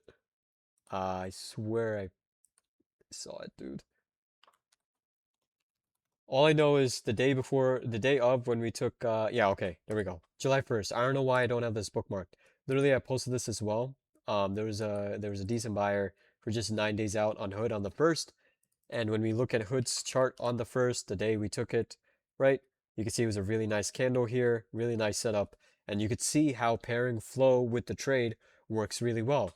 Because now I know when I see flow that if I already have a setup that I like, or I see a setup that I like, that the flow I saw newly, that shows that there's, not a, not a, not a guaranteed chance, but a higher chance that that trade might work out because there is flow behind it. So that is one thing I want to point out. All right. Now I'll go back to your questions. My bad. All right. Let me see. You guys could keep asking your questions. I'll answer it now.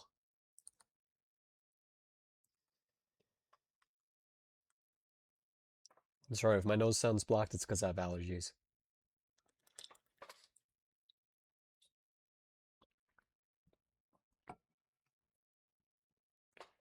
Do I care about IV of the option? Um, yeah, but at the same time, I mean, it's I think in this market where the IV is very high, I don't pay attention to it too much. The most important number when it comes to IV that you'd want to focus on is, do they not have it here? Let's see. They don't have it here, but they don't have it on the columns list, but you can still search it up on unusual whales. So if we actually search up a stock, I don't know, let's search up Hood, for example, right? Or let's search up Adobe. We go to Adobe. If we go to volatility, an important number to look at is IV rank, right? So the reason why this number is very important versus IV is because let's take two separate stocks. Let's take the stock of Coca-Cola compared to a what's a really volatile stock? MSTR, right? So MSTR will have like probably okay, MSTR will have probably like an IV of 140. Let's say if you look at it right now, and then Coca-Cola will have an IV of let's actually look at Coca-Cola's IV itself before I make up a number. The IV 61, not 61, it's 20, right? So let's say on a given day, MSTR's IV is 140 versus the IV on Coca-Cola is 40. You might be thinking, oh my God, okay, why would I be getting MSTR when the IV is 140 versus Coca-Cola, which has lower IV? Yeah, of course, obviously that means MSTR does move a lot more. But the more important thing to look at is IV rank. Now, the reason why that's important is because even though, let's say, Coca-Cola had 60% IV, that could be a very high IV mark for Coca-Cola itself. So, what I mean by that, let's say on average, Coca-Cola is actually a stock that stays around like, I don't know, like 20 IV, 30 IV, 15 IV, something like that. 60 IV is very high for Coca-Cola versus MSTR, maybe MSTR, even though the IV is 140, has seen times where the IV's gone up to 280%. So if you kind of put that into perspective, is that really important, right? So the best way to kind of figure out if the options are overpriced is by looking at IV rank, because IV rank is measuring the options IV and then putting it on a scale, right? So for example, Coca-Cola here has an IV rank of 61, or we could round it up to 62. An easy way of thinking this is the IV right now is higher than 62% of the data that was collected when it came to IV the past 52 weeks, right? So the IV rank, it consists of 52 weeks of data. So each and every single day, it would collect what the IV was, and it would rank today's IV to the whole average, and it'll put it on a scale. So you can even see here like the IV 52-week high for Coca-Cola was 24, and the 52-week low was 13. Right now it's 20, which means that the IV rank of 62 makes sense because it's in the higher range, right? So if a stock has naturally high IV, that doesn't mean you completely ignore it. Maybe that means you size lighter, but that also the most important thing is you want to look at the actual IV rank, right? If you go to Adobe, you could see Adobe's IV rank of 52, but look at the IV, it's 43. Does that mean, oh my God, we can't trade Adobe versus Coca-Cola? Absolutely not, right? Let's look at another example. Let's look at MU, which has gone freaking parabolic, right? IV rank is 91. It's about to be 92, or was 92. And the IV is 101. So if the IV rank is 91, you guys tell me, does this mean the options are reasonably priced or overpriced? If the IV rank is 91, is a really easy answer. Okay, cool. All right, so you guys do at least get a core concept of IV, right? So IV, as you guys know, inflates contracts. So if the IV is higher, and especially if the IV rank is high, which shows you the normal pricing and the, how the IV is compared to the previous time, um, that means you're overpaying for options. And why that matters is because if you buy calls for MU right now, let's just say, and the IV reduces, because IV does like everything is a rubber band, right? So if something goes out of the norm, like if the IV rank reaches 100, it will revert back to the mean. So it'll go back to 50 eventually. Just like if it goes below 50, let's say to 20, or more likely than not, eventually reach back to 50 and above. So same thing, right? If the IV rank is 91, you can infer that eventually the IV rank will decrease, which means the implied volatility, the IV, will decrease, which will also mean that the value of the contracts will decrease over time, which means if you buy at an IV rank of above 70, you are really paying a huge inflation price on your contract. That's like going to the farmer's market, buying an apple, and he bought it for $2, but he's selling it to you for 10. You're paying $8 in freaking what for what? Just because you got your butt, your thumb up your butt, and you can't realize that you can wait, right? So sometimes you got to. The number you want to look at is IV rank. You will have this on your platform sometimes, like Thinkorswim has it because Thinkorswim is the greatest platform of all time. I think Weibo might have it. I know Robinhood, which is the shittiest platform of all time. I know, I believe that does not have it. So, I could be wrong, but make sure you're usually you'll see that number in your option chain. You will actually see that we have a video that talks about this right here. So how to pick options by looking at implied volatility. I kind of go over this whole concept over there, so you can watch that as well. So that should answer your question uh, better than anything else. Where's my Discord? There we go. All right. I'll get to most of you guys' questions. Hold on. All right, so yeah, Cass, hopefully that answer your question. Kevin, if someone roll contracts, does that impact OI? Yeah, because to roll, I mean, that's basically closing one strike and opening another strike, so that is going to be volume, right? So if someone has the July 17th contracts and they want to roll to August 21st, they will have to close the July 17th. So that'll be represented in volume for both the July 17th and then for the entry on the August 21st, that'll be represented as a volume for that as well on the August 21st contracts. Now, on the next day, you will see the August 21st contracts increasing OI, and obviously the July 17th contracts decreasing in OI because that person is closing the July 17th contract. That should make a lot of sense. Qualcomm, I noticed some flow for this. What do you think about this? Um, let's see here. So it was Qualcomm, 167.50 calls for the 10th, which is next week, 6 days out. 110, 111K.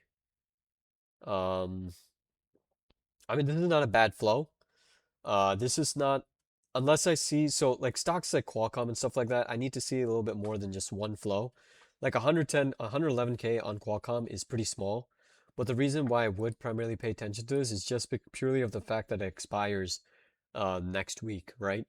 The one thing that makes it very challenging with contracts that are expiring very closely, like either the coming week or in a few days, is they can easily be also closing orders. So that's why sometimes it's best to look at the that OI chart that I was talking about to see back in the past 90 days if there was any volume or something like that to kind of see if this was like OI, if this was like a opening trade or a closing trade. But yeah, if I see trades like this, like yeah, it'll be on my radar. But again, like the setup needs to be there for me to take it. Like at least if I'm day trading it, the next day I'd want to see the OI increase, right? Because I think this is the volume and this is the OI, I'm guessing. So if the volume is 156, then I definitely will be keep an eye on this, especially if the OI is just one, right? So I couldn't see this beforehand, but I'm guessing this is volume, this is OI. So if that's the case, then definitely I'll keep an eye on it and I'll take that into consideration. Since it is 6 days out, maybe what I would do, especially since I know Qualcomm is a really good stock that moves intraday, I would use this as not a signal, but an idea to actually take a day trade in the next day. So I'll confirm the next day that the OI is still there because I want to make sure, right? Because it is close to expiring. I want to make sure the OI is above 100 something, right? Like it needs to be a decent number. I'm like, okay, all right, this buyer is still in Qualcomm. Let me go check out if Qualcomm is a good setup, and that's when I'll possibly enter Qualcomm. But when it's close expiration like this, I'm kind of a little careful with it. I don't always use it as, oh my God, holy mirror. You always use it as a swing trade indication. What do you make of these two flows that dropped Thursday? LAES 1250. It would really help. I don't know if you guys are using unusual whales, but if you guys are actually able to share the link with me of the flow, because you could actually share flow links, which is actually cool. So if you actually click on the contract and then you press click contract ID, get link to a contract, sorry, and you can share it with me and I can see it. But I'll try to see if I can find the um flow you're talking about. I personally did not see anything. You said it was what? It was the 12 calls, $15 calls for 2027. I see the yeah, see that? I see, oh yeah. So yeah. Like this is wait, hold on. No. Look at this. Thank you. Actually, this helps a lot. This is actually a perfect example of flow that you don't want to pay attention to. Because look at this. What do you see? What do you see, my friends? This is OI that was like above 20,000 the entire time. And then, and then look at this on Friday, not on Friday, yesterday, Thursday, you had 20,000 volume. So, this is actually a perfect example of flow where you don't know what this is because you don't know if this is a closing trade or an entry trade because the OI is 24,000 versus the volume is just 20,462. So the OI is bigger than volume. So again, comes to show you that flow like this does not really give you huge indication. Yeah, it's of course it's on the ask side, I get it. And let's go look at LAES because you never know if this is like a pile up on their order. But like I don't know. When I see something like that, that's just a little sketchy for me. That's just not flow I would take swing trades on. That's just, unless the setup is really, really great. But like, I mean, I'm looking at this. This seems very illiquid already, below even a million of volume on average. So really good example, actually. Thank you so much for showing me that because this is a really great example of what I would not look at.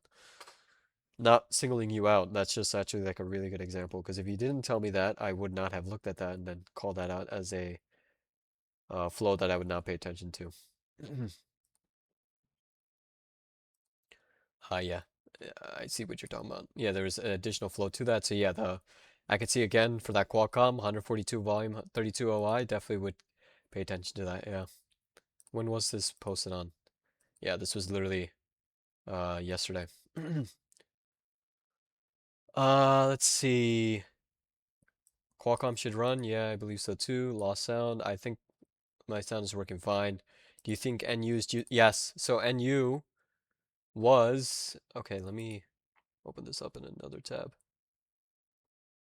You guys are not getting bored out by this, right? Because this is all like something you guys would pay like literally thousands of dollars for because people don't have any other job to rip you off. Do than just rip you off. Yes, NU was actually a flow I found on Thursday itself. I believe I posted as well. Hopefully I did instead of dreaming that I did. Because the heat has been like near 100 degrees here, so been kind of dying. So maybe my brain cells died too. Yeah, I did post it. So NU, right? Pretty good flow there. Very interesting.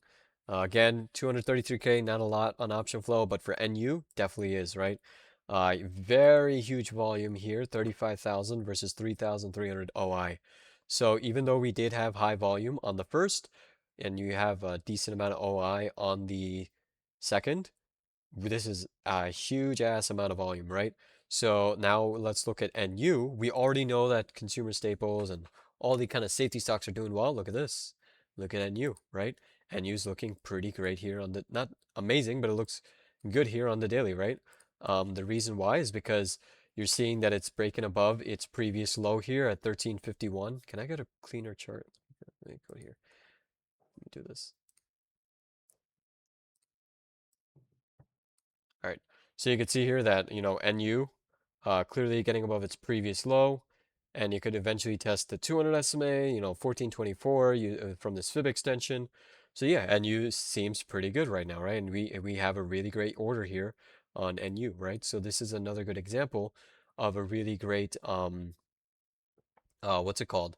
Of a really great option flow that I would keep an eye on or probably take a swing off of because this is something that has really decent volume over OI.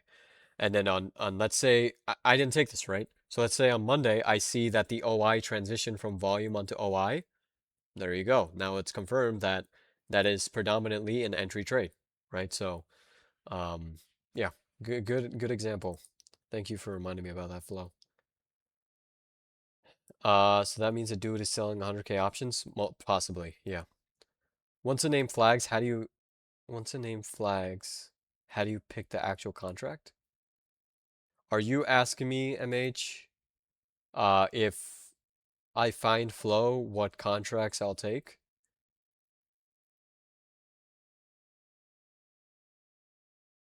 I guess I'll get back to your question once you answer. Um, I actually like how you find setups with flow. Yeah, it's pretty good. I think everyone should do it. I watch you when you join yeah, of course. You definitely do need to get UW. Make sure you use my link. He won. Oh, Messi won. Also these arm puts. Yeah, I think I saw those arm puts as well. There was a lot of flow. Look at this. So if I actually go, oh, I closed the wrong page. If I actually go to, if I go here and I go to the first, so Wednesday, look at this. There was a lot of put orders for a lot of stocks that pulled back. AMD, Avgo, Iron, Tesla, you know, oh, here's the call for hood, by the way. Here it is. Here's one of them. LRTX, Meta. So you could see, like, you can actually see, you know, it's not really a sector rotation, but you could see sentiment change because look from Thursday, Wednesday into Thursday. Yeah, of course there was definitely puts, but there's a lot more calls. Then you could see there's a whole bunch of puts here, and then near the end of the day there was just a lot more calls. So it doesn't guarantee that we're going to fully gap up on Monday, but there's a possibility after a decent pullback on memory and all these stocks, we could see a little bit of a relief on Monday. That's just at least what the flow is possibly showing. However, I still, even though there is all this, we see that there is a decent amount of flow for other safety stocks as well, right? So, um, there you go. Can you chart the option contract on UW, like on Thinkorswim and other broker platforms? No. So I think I know what you're talking about. Like, so for example, what he's talking about is if we go to this Coca-Cola contract, for example, you could see if I go to chart, you can actually see the chart of Coca-Cola, right, for this contract. When it comes to unusual whales, so if you go to this contract and we press this, you'll really see that you can't really see that other else than let me see. Can you? I think there's actually some really cool tabs. Uh, I think you can only see like the bid and ask, and then yeah, you can't really like the price is supposed to be. You see like this jagged line. So the price is supposed to be like this thing over here, the value of the contracts, but it's not really well represented. I wish they did, and they do put a little bit better charts here for options. I think it would be a little bit cleaner. Because it would be a lot more useful, I would feel like, because then it would could kind of replicate what Thinkorswim is kind of doing here, with being able to see the options chart just like you would a stocks chart. So that would be pretty cool. Maybe that's a feature I should tell them to add. But yeah, they don't do that. Um, yeah, they don't do that.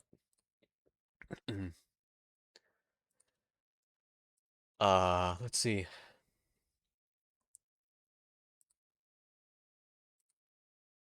Hi Kevin, thanks for session. I've been following your trade alerts, but they sometimes come quite close end of day, so it's hard to fill in time.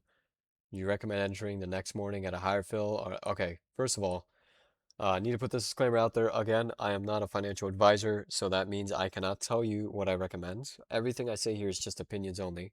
So, I can't answer this question. You got to figure out yourself, unfortunately, right? If anybody ever gives you an answer to that question, you got to take a step back because they are not doing the right thing there, and you want to be careful about who's giving you that kind of answers, okay? First of all, the reason why I post swings in the last few minutes of the day is because that is very incremental to how I take swing trades. It is also one of the few reasons of why I'm really good at swing trades. However, I know that not everybody has the luxury of, being able to fill or being quick at filling the trades. That is why I take the time to post the watch list I'm looking at. I know it is a lot of stocks to look at, but that is why I take the time to post this and make this watch list at least an hour or 30 minutes before market close. So you can go through these setups yourself and see what you personally like, right? I try to do, if I'm not busy, I try to post a little bit earlier. For example, like you could see, like I try to post more updates, like when it goes from a bigger list to like smaller lists, and that could possibly help you out. But when it comes to that, I can't tell you. Um, I can tell you, for example, people, you know, couldn't fill hood the some most people were able to fill hood on Wednesday, but the people who weren't able to fill on Wednesday, they were able to fill on Thursday, and they did really well. But there was other times, I forgot what trade it was, where they weren't able to fill the previous day, but then they enter the next day, and then the trade doesn't work out, right? So I can't really tell you an answer to that. Sorry. Recently, what's been one of your favorite tickers to day trade? What is it? It used to be Tesla. No, it used to be Tesla, then it was Meta, then it became Tesla, then it became MU. And now it's MU and what's it called? MU, ARM, and NBIS. I love those three tickers to day trade right now. They're amazing. I think MU is a little bit riskier though because the IV is very high on that. As you guys saw, the IV rank is pretty high. But NBIS is actually really solid. If you guys have seen, a lot of our big trades came from NBIS. When we're talking about day trades itself, Intel's also pretty good too. Oh, and AMD is finally getting out of its range, right? So AMD is also pretty solid. Also, when these come out, does it mean it is more likely that there is no clear direction from option flow? No, because again, some flow is noisy versus some are not. So, you know, LRCX, right? Like we'll go look at it right now. I keep on going to this chart instead of just going to this. Like if you go to LRCX and we look at this chart, I mean, are you really going to be taking puts here? Right at support? Doesn't mean it's going to bounce, but are you going to really try to risk puts here when, LRCX is down 10% on one day and it was already down the day before after a previous high that it created that was very parabolic? No, right? I mean, I personally wouldn't. Maybe LRCX will gap down. Who knows? But is it smart to be buying at support? No, right? That's a probability of buying at the bottom. So that's why like you can't if the flow is always going to be messy. But that's where your intuition needs to come in place, and that's where you need to have more emphasis on the chart versus the option flow. The option flow should only be used as confluence in finding stocks, setups, or tickers that you aren't being paid or that you aren't paying attention to, right? So even though, yes, you have contradicting flow there, in this situation, right, from the two puts, the two calls that you posted and the one put, which one would I pay more of emphasis on? Obviously the call side, right?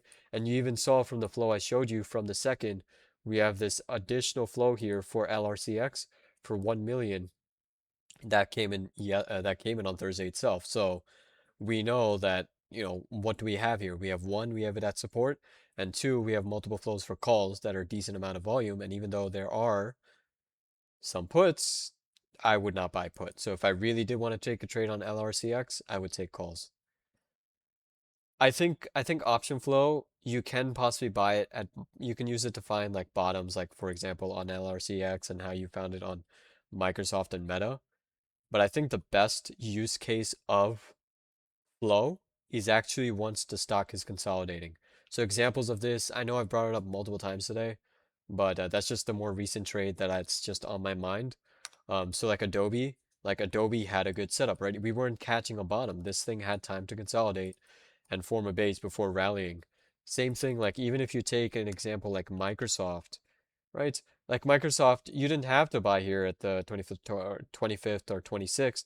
You could possibly buy here on the 30th if you were to get flow, because yes, you had the bottom, you had one red day, and you're still holding support here of that candle bounce, and you're breaching above the 10 daily SMA, right? Remember what I told you about the SMAs?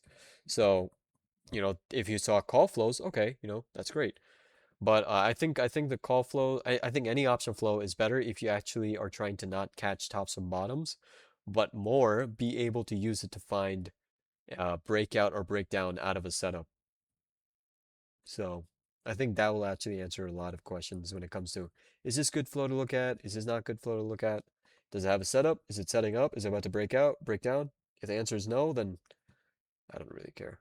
You know, me personally, I don't. You can still use it. You can still use it if stocks are at support, but just realize the risk you're taking because it could easily bounce, of course. But if it breaks through support, it's flushing. Just like if it were to break through resistance, it's breaking out most likely. Okay. Do you take your day trades when you're able to confirm if someone had an opening position on a swing from a previous day? I don't always take it based off of that, but it's a really good for confluence. I'm trying to remember. So app, for example, right? The app did have flow the previous day. The next day I saw that app still maintained the OI, and then on top of that, it came up on a scanner that I have, and I was like, okay, I'm taking this, right? So that is actually a good example of me using that. Not all the day trades I take need to have confirmed OI, but if I did see like something on the watch list yesterday that's doing well today, if I see the OI, carrying over from the previous day and increasing the volume carrying over from the previous day to the OI on the next day, and the OI is increasing, then if the stock is not too far gone, I definitely would look to possibly trade it, especially if it's at break even, right? If the stock, opens up and it starts to seem to have momentum. Do I care about, I think I answered this already. I did. Yeah, I did. I think I answered your question before. Sorry. What is the time lag between placing an order and seeing it appear in Unusual's option flow? Um, they do a pretty good job, but obviously there is delay for any single option flow. I think Unusual's does have the fastest.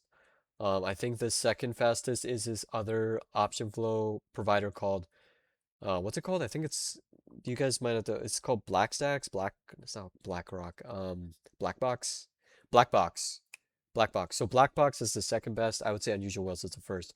But if you were to ask me like how long it takes, probably a few seconds. So I don't think it's like a minute lag or something.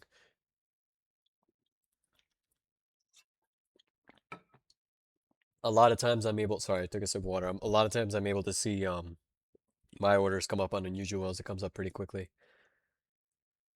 ASTS always has high V, so I usually stay away. Makes sense. I hopped in 135 call for MRK. Was that a mistake? What? Uh, wait, why? Did I get a different strike or something? Why are you asking me that if that was a mistake? If I got into it. Oh, okay, yeah. So I did get I got the 130s, you got the 135s. I would say since I think I bought yeah, that you're playing it riskier. So, I mean, since you bought 717 expiration, I think I hopefully you size smaller because you're exposing yourself to being the contract being a lot more out of the money. So that could deteriorate a lot quicker and it can also gain a lot of value very very quickly. So I don't think the mistake was really entering into 135. I think it's more if you size normal or sized heavy. If I was in that situation, I would be sizing only light. What time of day do you usually enter your swings? Um, That's funny. I thought you would know because everyone knows here, but uh, usually 5 minutes before market close. I really think you guys should watch this video. A lot of people ask why I wait till the last 5 minutes. This video explains it all. Like I literally talk about why I believe everybody should do this. I'm not saying any other way is bad, but entering the last 5 minutes, like for yourself, it's not a bad idea, in my opinion. Um, I mean, all of these videos are really great to look at. I think you guys should look at all of them. Hold on, wait. There's actually one guy was very kind and created me a PDF of the videos I believe are very important to watch on my channel. I'm trying to find it. Give me a second. Yeah, here it is. Okay. So this one's just a tiny bit outdated because obviously I posted, I think this this one was here. Okay, so this video, this list that I'm posting right now. So actually I'll post this in the channel called resources. Let me post this here. All right. So if you guys go to this PDF, I'll pull it up over here. What it is basically a PDF that this guy was, his name is Bert. He was very kind of making this because he asked me this question. I literally listed out all the videos that I would watch that I found are important. I would say all of the videos on this YouTube are important, but obviously some of it maybe you don't need to pay attention to right away. Like for example, like this video here, like everything we said on Monday came true. Maybe you could watch it, right? But is it more important than watching a video like you're not ready for a bear market? No, right? Because this is more conversational, going over tickers, market update versus this is an actual topic. So you can see here on this PDF, you'll see all these videos here. So these are the videos that I told him and I always tell a lot of people is very important. And then if you finish these videos, there's still a lot more. I think all the newer videos that we post are also very important as well. I would put this on this list. This list is just outdated, right? So this list, he asked this question when I posted this video. This was the last time he asked this question. But you could see there's quite a few videos from that point. So definitely one thing that we want to watch if I was here, absolutely would watch the Bishop Chicken Biryani Ribbons video. That's how I talk about SMAs and EMAs. Very, very important subject, in my opinion, that you guys should watch. JP did a video on how bonds actually affects your stock trades. Line charts are also good. Level 2s are good if you use that. RRG charts, very, very important. SPX trading made easy. A lot of you guys watch this video. Very, very important if you guys really want to trade SPX. How Gamma is making your market, this market as swing traders, nightmare. Important video to watch. Like all of these videos are important to watch. The newer ones. It's just this one's outdated. But all of the videos on this list, and then from the biryani video onwards, is pretty good.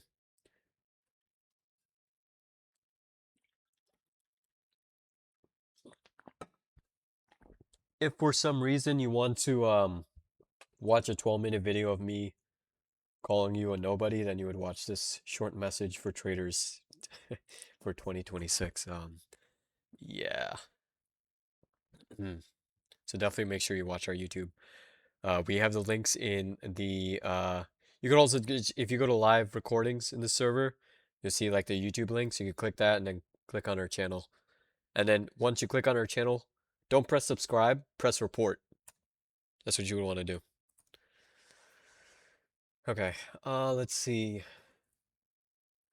This is a game changer. I followed lots of flow before and got faked out and burnt. Yeah, a lot. So I've been on Discord for 9 years. The biggest thing a few years ago was option flow.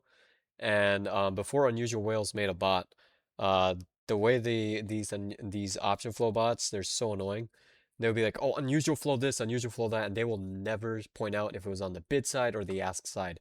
So many people got burned. They're like, oh my God, 40 million on Apple? I'm gonna take this. It was on calls? Oh, I'm bullish. And then they get screwed. But everything I taught you today should at least give you a better idea of how to understand flow and be able to figure out what kind of flow you're looking for. So yeah, I mean, I think I did this was a pretty good topic today. You guys understood everything, right? Like it was pretty straightforward, I believe. Still learning the SMA strategy with Brian Robbins, who's do much better just to set up. So will unusual wells be like, yeah, absolutely. Um, you could use this for day trades. You can. Definitely watch the day trade video. I talk about like the day trades. Um, that one, but like day trades is that's like okay. Now let me put it like this. With swing trades, you would look at all tickers, but when it comes to day trades, it's a little bit trickier. So I mean, you could still like, for example, you could like if you actually go back to this to the flow over here, a lot of the flow in the morning can be used as swing trades. So um like like these opening trades over here, like a lot of times, not all of these are like, oh my God, I gotta enter, but when you see posts like this, you could possibly see if it's a good day trading setup. But if I were to use if I were to actually use unusual whales for day trading, the way I always use it for day trading is I only do it per stock. I don't do it like how I do it for my swing thing, where I see all type of flow. You can do that on a separate screen, but I think it's very important if you're trying to use option flow for day trading that you focus on a few stocks. So, like for example, I showed you the example of Tesla, right? For example, if I'm trading app or ARM or NBIS, like I want to have flow only specific to that stock. And the reason why is because, a lot of flow can be noise, and if I'm just having so many things pop up, I could kind of get confused. Um, you could still, however, do this, but yes, to answer your question, option flow with already predetermined setup, again, it doesn't guarantee that that setup will work out, but it just gives you like a confluence, right? If you see like big money going after it, again, just because there's actually a pretty big saying out there. It's big money isn't smart money, right? It's not always smart money. Smart money is just smart money.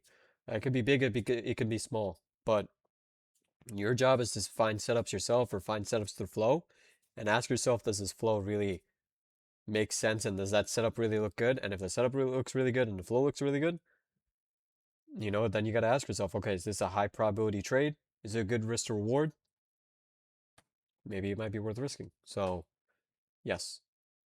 Um, yeah.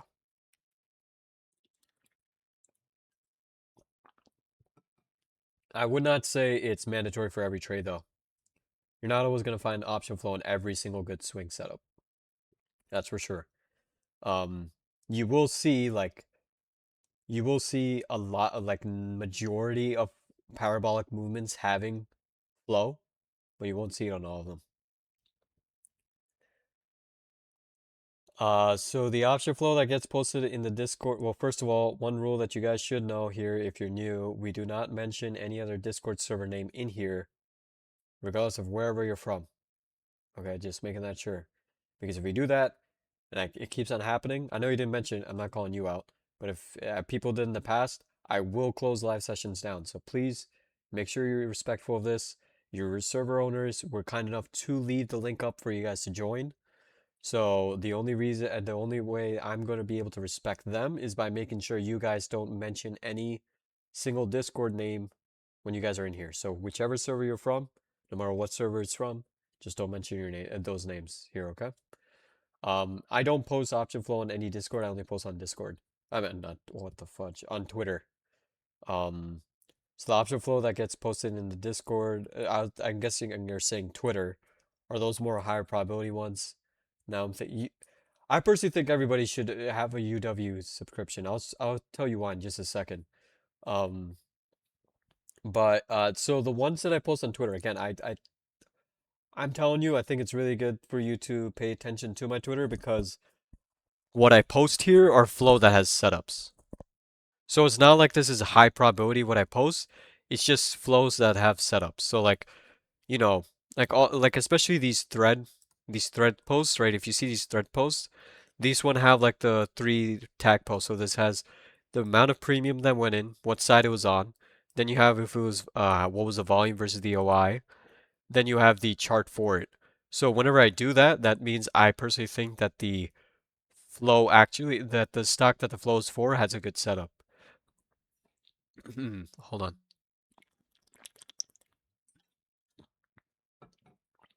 But one thing I want to show you is, look at this, right? You can see if you go to previous days, you could also track the return of the contract from when you add it onto a list. Is everything on here green?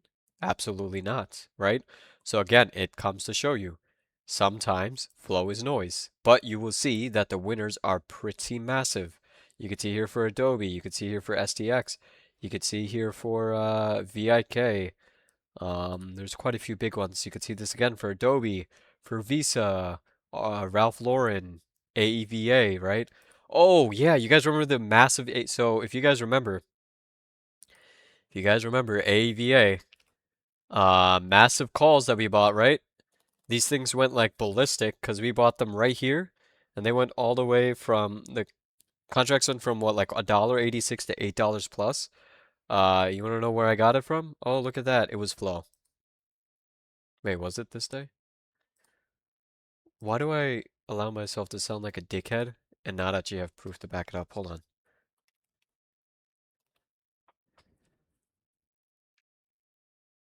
Yeah, here. So literally on 26, I posted this. 500K buyer, right? Another post on Twitter. Look at the volume versus OI. 78 OI. Let me see if I could find this flow again. It was a 2250 calls. Excuse me, I'm so sorry. Hopefully you guys can hear that. Yeah, you can see here, right? 26th, you got this order filled. You can see it go to 26 here. You see the OI. I mean the volume versus the OI, and then look at the next day. Look how much increase on OI there is. 5,592. So that was an opening trade, and we could see that AEVA went ballistic. So I would not have taken AEVA as a call setup unless I saw that flow. So that's another use case for unusual wells or just option flow in general. But again, I am not forced to say this. Literally, the revenue I get from affiliates on through unusual wells is pennies compared to what I get from trading. I am saying that not as a joke, but as because I'm trying to tell you that I genuinely believe that Unusual Wells was a good tool, even before this affiliate. But they have a lot of good stuff on here that's great. Like if even if you don't want to look at a option flow, or you want to look at option flow, like you have other things you could look at. You have like zero DTE flow, which I don't use as much. You have like institutions, like where you could see what institutions are buying or selling, if you care about that. You have heat maps, obviously. You have market tide, which shows you the net premium of calls and puts. There's some strategies you could build off of this, where there's where the call side and the put side converge, and there's a divergence where the call side dips below put side, the put premiums, and then you could look for taking puts afterwards, right? So like there's many tools on here that you could use that are actually genuinely useful. That is really great. They've done a great job. And one thing I do appreciate about Unusual Wells is they're really just like a group of guys. They even have like the stream that's on their Twitter and their YouTube called like Whale Watch. So even after this, even after this live session, let's say you want to learn more about Flow,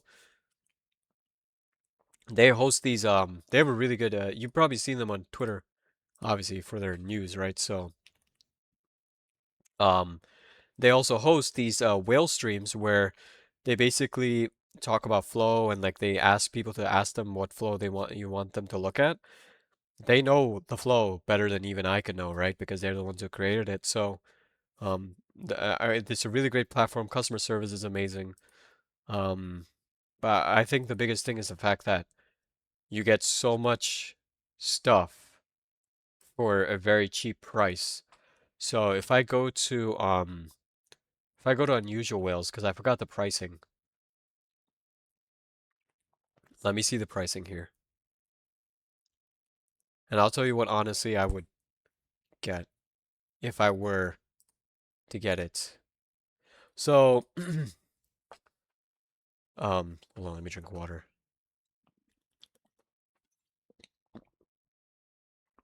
Oh my God, I'm going for 2 hours and 30 minutes. It's 11 o'clock. Oh God, okay. I'll be quick. All right, retail basic honestly fits a lot of people's needs. This is because a lot of people don't know how to utilize GEX and gamma exposure. If you do know how to utilize that, I will have a lesson on it soon. But if you are able to understand that, that's when you would want to use that because you'll be able to get Periscope. However, when it comes to just learning option flow, I don't think you can lose with getting the $45 a month one. If you feel like you're being held back, that's when I would upgrade to 68. But I would definitely start with the cheaper one, and then only if you find things that are kind of like in your way that you want to make sure that you're able to get. Like for example, if you wanted the unlimited dashboards thing, which is like that thing I was showing you here, where like you could have the stock on a chart on the left and the option flow on the right. Um, yeah, and also like the Periscope. If you guys don't know what Periscope is, it's this really cool thing here where if you trade SPX, you could use look at the gamma exposure or dealer hedging throughout the day here. So it's actually a really nice thing. And what it used to be was uh, it used to be something that only would update every 10 minutes, but now it updates every minute, which is actually pretty sick. So it's actually a pretty good tool here. So if you do trade SPX, I would first make sure you understand gamma. If you don't, I'll have a live session on it soon, or I don't know, I can't promise that, but I'll have a live session on it eventually. Um,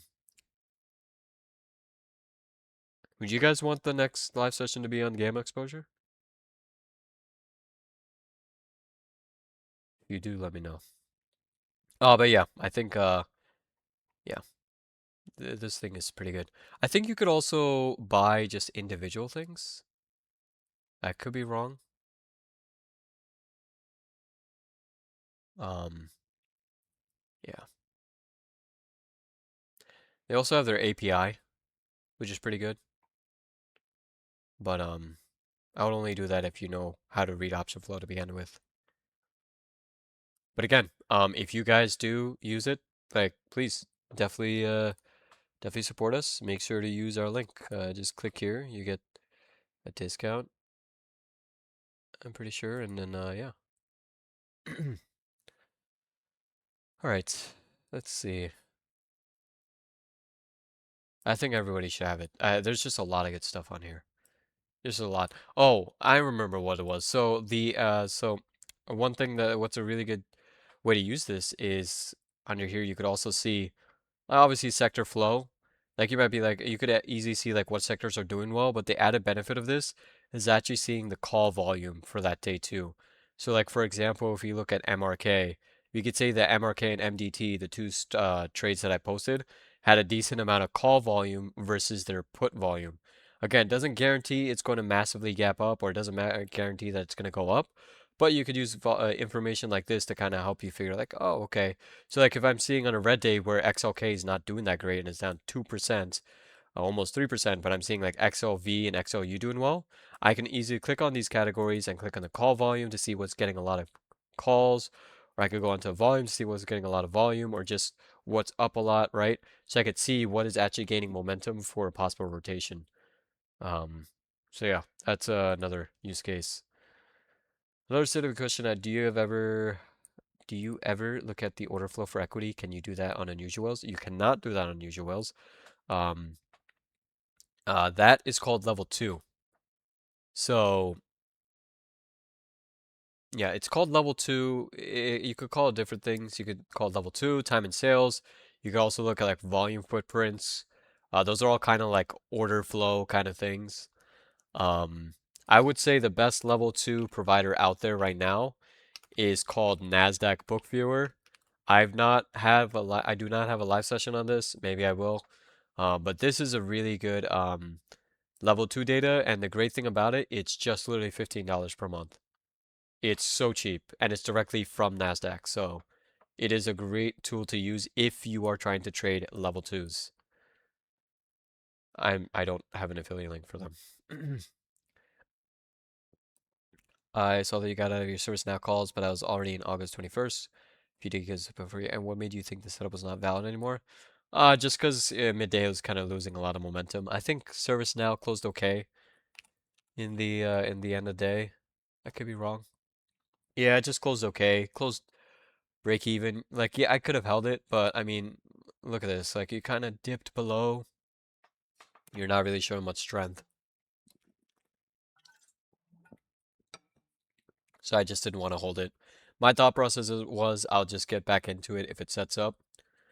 Hindsight, maybe I should have gotten back into it, but I'll regret cutting out where I did.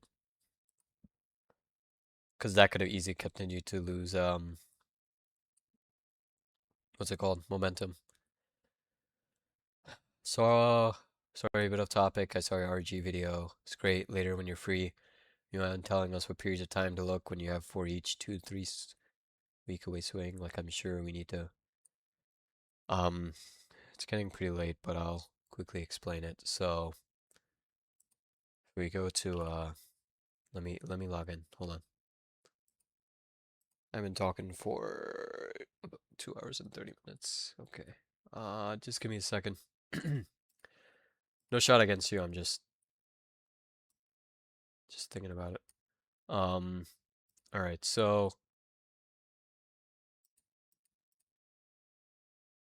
it's crazy. When I was coming on, I was like, oh, I'll only go on for like an hour and a half. All right. So RG charts. I'll make this very quick. All right. The period. I'm either looking at the daily, 60-minute, and the 30-minute. If the daily has a setup I really like, if something has momentum, I would prioritize that, right? So if I'm looking near the end of the day, I personally like looking at the 30-minute. So honestly, maybe to answer your question, I think 30 minutes is my favorite one to look near end of the day. Overall, if I'm trying to get like the overall sentiment or momentum, it would be the daily period. Cool, cool. If you guys wanna watch the video he's talking about, it's right here. RG charts. Very good video. Thank you. Please set your your AC at 78 degrees Fahrenheit. Bro, 78 is freaking hot. I set it to, it's so hot here that I set it to 70. I set it to 68 and the temperature is still freaking 76. It's like, yeah, like 101 today. How do you determine which call options? Very simple. It's a little bit more intricate, but I'll just give you a very simple rundown because I'm very tired. The sweet spot for Delta. First of all, forget about Delta. Let's look at expiration.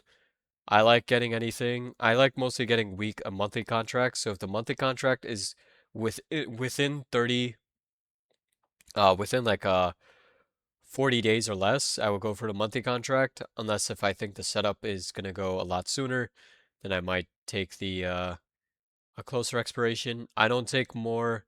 I don't think anything less than 14 days out. If I take something that's less than 2 weeks out, it's like really risky. So I usually take between like 14 to 30 days out primarily. If you also see when it comes to the contracts I take, I like getting contracts with delta between 45 to 35. That's my sweet spot. Sometimes I go higher, sometimes I go 50, sometimes I go a little bit lower, very rarely. But that's a sweet spot. And a lot of people are like, oh my God, I need to get into a contract that has high volume. I personally don't think so. Majority of retail traders don't have as much.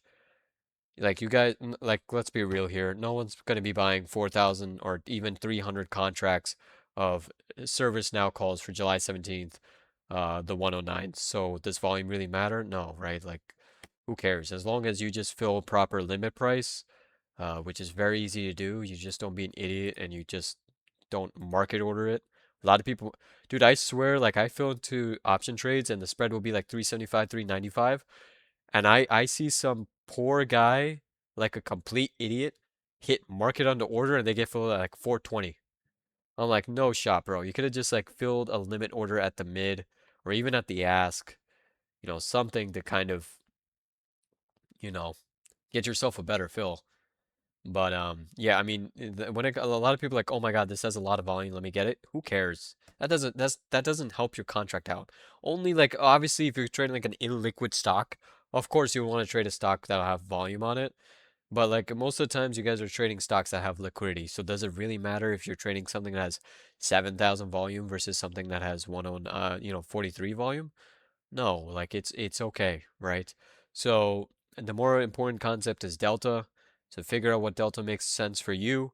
Obviously, if you know a great way to look at this, again, none of this is financial advice, but if you find something risky, you probably would want to cover yourself a little bit so you would get a little bit more delta so that your contract doesn't deteriorate as much versus if you think that it has higher probability and it'll go and it'll work out a lot sooner, then maybe you could possibly, you're not forced to, but you could possibly go lower delta so that your return on the contracts would be a lot more in terms of percentage and you could put up less capital. So that's just a rundown on how I think about when it looks at taking contracts. Hopefully that helped. Sorry, I'm just getting a little tired. Uh, just overall, not just yeah, all right. I'm talking all over the place. When there's a lot of puts flow like that, do you look at think? Yeah, I definitely. Yeah, if I see a lot of put flow, then I'm like, okay, all right.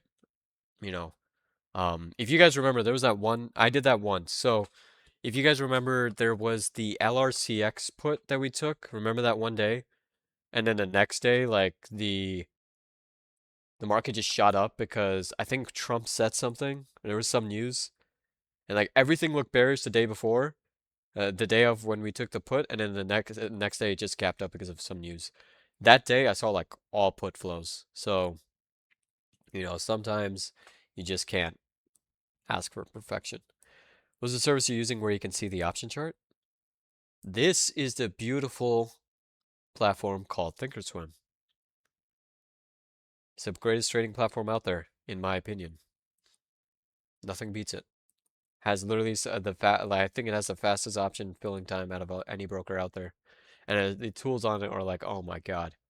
Bro, I could sleep right now and have dreams about it. That's how great it is. But if you're talking about this, I don't know if you're talking about like the stuff I was showing here. If you're talking about that, then this is unusual whales, which is the whole topic of today. But I don't think you're asking about that. Oh, Thinkorswim, yeah. You have your account plays on X. Can you please share your account portfolio so one can follow Discord for long term? Huh? I mean, dude, just no offense. I mean, just if you really want to. So he's talking about this Twitter account. So I started this account at 40. This is the account I'm literally showing right now. You can see here. That's why I don't mind sharing the balance because it's already public. But like we took this account from 78K to 412K. Obviously, because of the recent pullbacks, it's down at 382K. But I mean, I'm not singling you out here. I'm just very expressive. But like, dude, like I already post every single day. I literally post like what positions I'm doing. I literally even post my adjustments and everything like that. Like I literally post like all the orders I do. Um, and then I even post like what exact orders and all the current positions and stuff like that. So now I even made it much easier to read where if you click the link on this, you'll see like all the information. So you'll see like the account value, all the, what I did today itself or that day if I made any adjustments. So like if I sold to close, like things I took profit on, how much it was gaining, percentage wise, dollar value, and what positions I bought. And if you move down, you'll see like the all positions entered as well. So I personally don't see no reason to bring it to Discord. That's like too much I'm already doing. So no, sorry. It'll be on Twitter. And I'd just rather have it on Twitter. It's just easier. And hey, I mean, I'll be honest, it brings me engagement, so why not? I mean, that's just me being honest with you. So no, I'll stay on Twitter. How do you decide what to enter when you see a lot of call buying on multiple strikes on multiple expiries like NVO? I mean, that doesn't really matter. That's just like if you're asking about strike, I could basically answer that. So, I mean, since you asked that beforehand, hopefully my answer beforehand gave sense. App? Yeah, app worked really well. Transfers, yeah, no worries.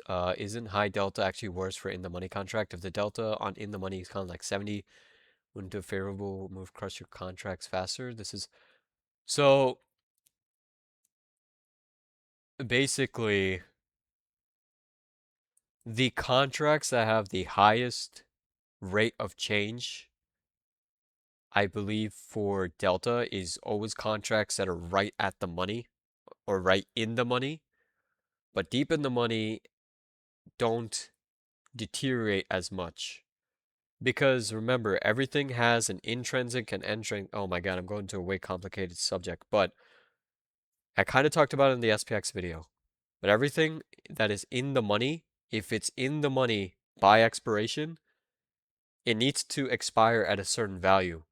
So if it's in the money, like 70 delta, it's not going to lose as much value, right? Like dollar wise, yeah, of course, it looks like it's losing a lot, but the contract delta wise is not losing it as a faster rate compared to something that is like 25 delta. 25 delta, 30 delta, those contracts lose value a lot quicker.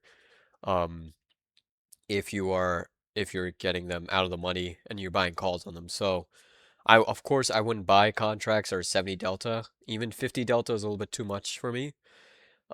But I think personally sweet spot is between 45 and 35 delta. I think delta is a very important number to look at when you're taking any option trade. It is literally something I teach all the people that I have ever mentored and I am mentoring. Like delta is important to look at. If you're not looking at delta and you're just looking at the contract value, you're doing it wrong, in my opinion. Uh, thanks, good info. Yeah, thank you. I mean, you're welcome. Kevin, Henry. So let's say you're looking at flow and and the volume is not there at the time of the flow coming in. You look at the chart and the daily and the weekly are in consolidation and could potentially break out. What is the main thing to watch? What's the main thing to watch more volume come in? I don't know if you're talking about volume for the option or the stock, but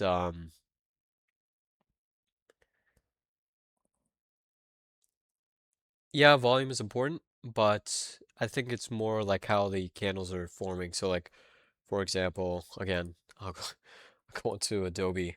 Uh, we go to Adobe and we go to the 1 hour, right? Adobe didn't have significant volume here, but you could see that it started creating higher lows and it created a nice little base, became a little cutie, and we took Adobe calls. So I don't know if that answers your question, but sometimes it could just be as simple as just waiting for price to structure itself with doing things such as higher lows, forming a base, holding support, right? Volume is a good thing, but sometimes you're not always going to get volume. So hopefully that answers your question.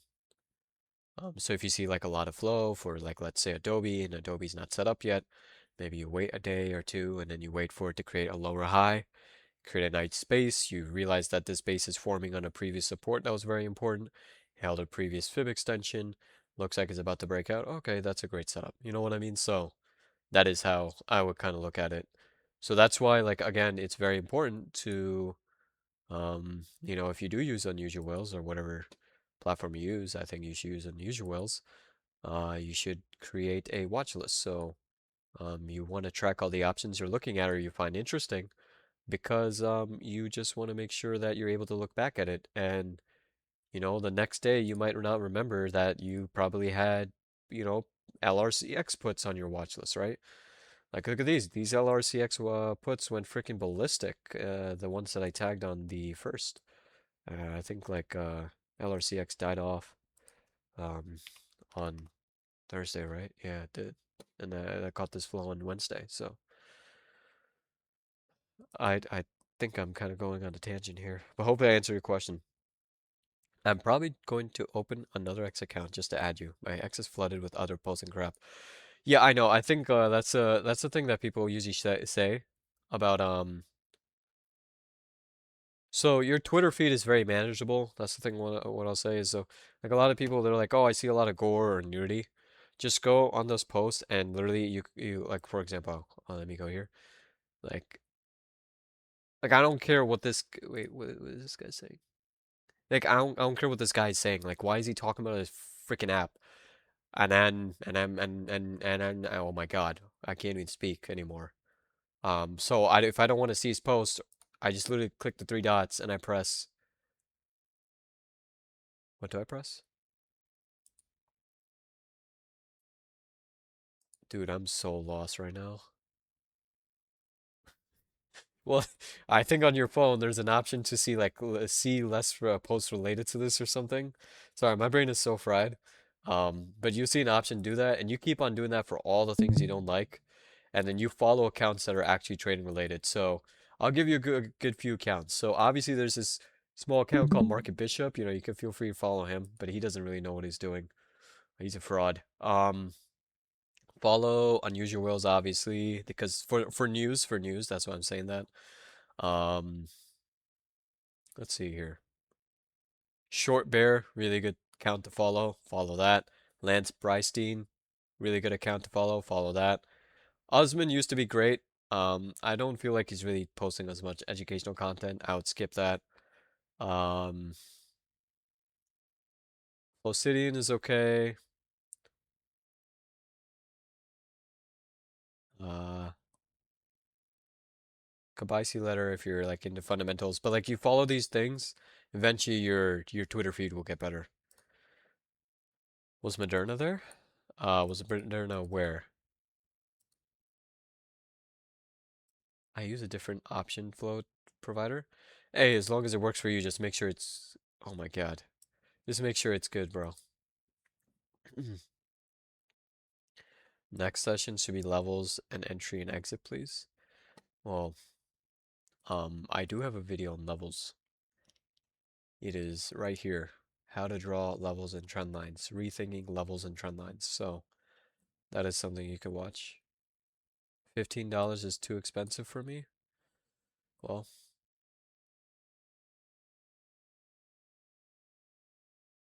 I set it to 80. Just get a bro, you're crazy.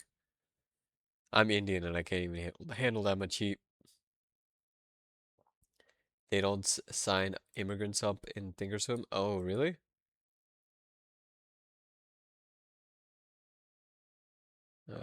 I don't know about that.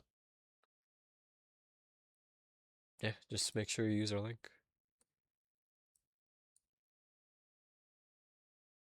Please put the recording on YouTube. I was at work. Missed off this live. Nah, I'm good. I mean, obviously I'll post it. I'm just joking. Okay. Oh, seriously? That's retarded. They said that. That's you called them and they said that? That's fucking whack. Call them again. That's retarded. That's crazy. And you should bring that up to our next rep because I've never had someone be rude to me from Thinkorswim. Final question, do you do this full time or you have a 9 to 5 on the side?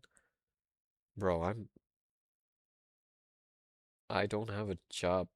I'm jobless, man. I've been trading for 13 years. So I'm 25, jobless. So whenever you see the jobless reports, I'm one of those guys. One of the guys who are jobless. I haven't had a job I haven't looked for a job, let me put it that way. Since I was 19. But I finally finished my internship hours, so I'm finally gonna get my degree at the age of 25. Um, I do want to go into the nonprofit, uh, because I got a community health degree, so I was looking to possibly go into a nonprofit, get a job there. It's a nonprofits. They're very mismanaged when it comes to accounting and like investments, so maybe I could do that. Kind of get a good working experience, because the only working experience I have is at an optical store called Pearl Vision. I think even though like a lot of people keep on saying whenever I say they're like, "Oh, why are you trying to get a job? You don't need a job." And yeah, sure, I don't need a job. I mean, I could retire right now and I'll be fine from anything, but um I think in life you have to make sure you get all types of experiences, and even if you do well in life, you need to kind of remind yourself of how hard life can be and things are actually not as easy, so that you're kind of more grounded so you don't make stupid mistakes. So, all right. I'm definitely now talking retarded and getting to too much ranty. But I am definitely gonna head off now. I am been talking for 2 hours and 51 minutes. Hopefully this guy's was okay. I'll see you guys next time. All right.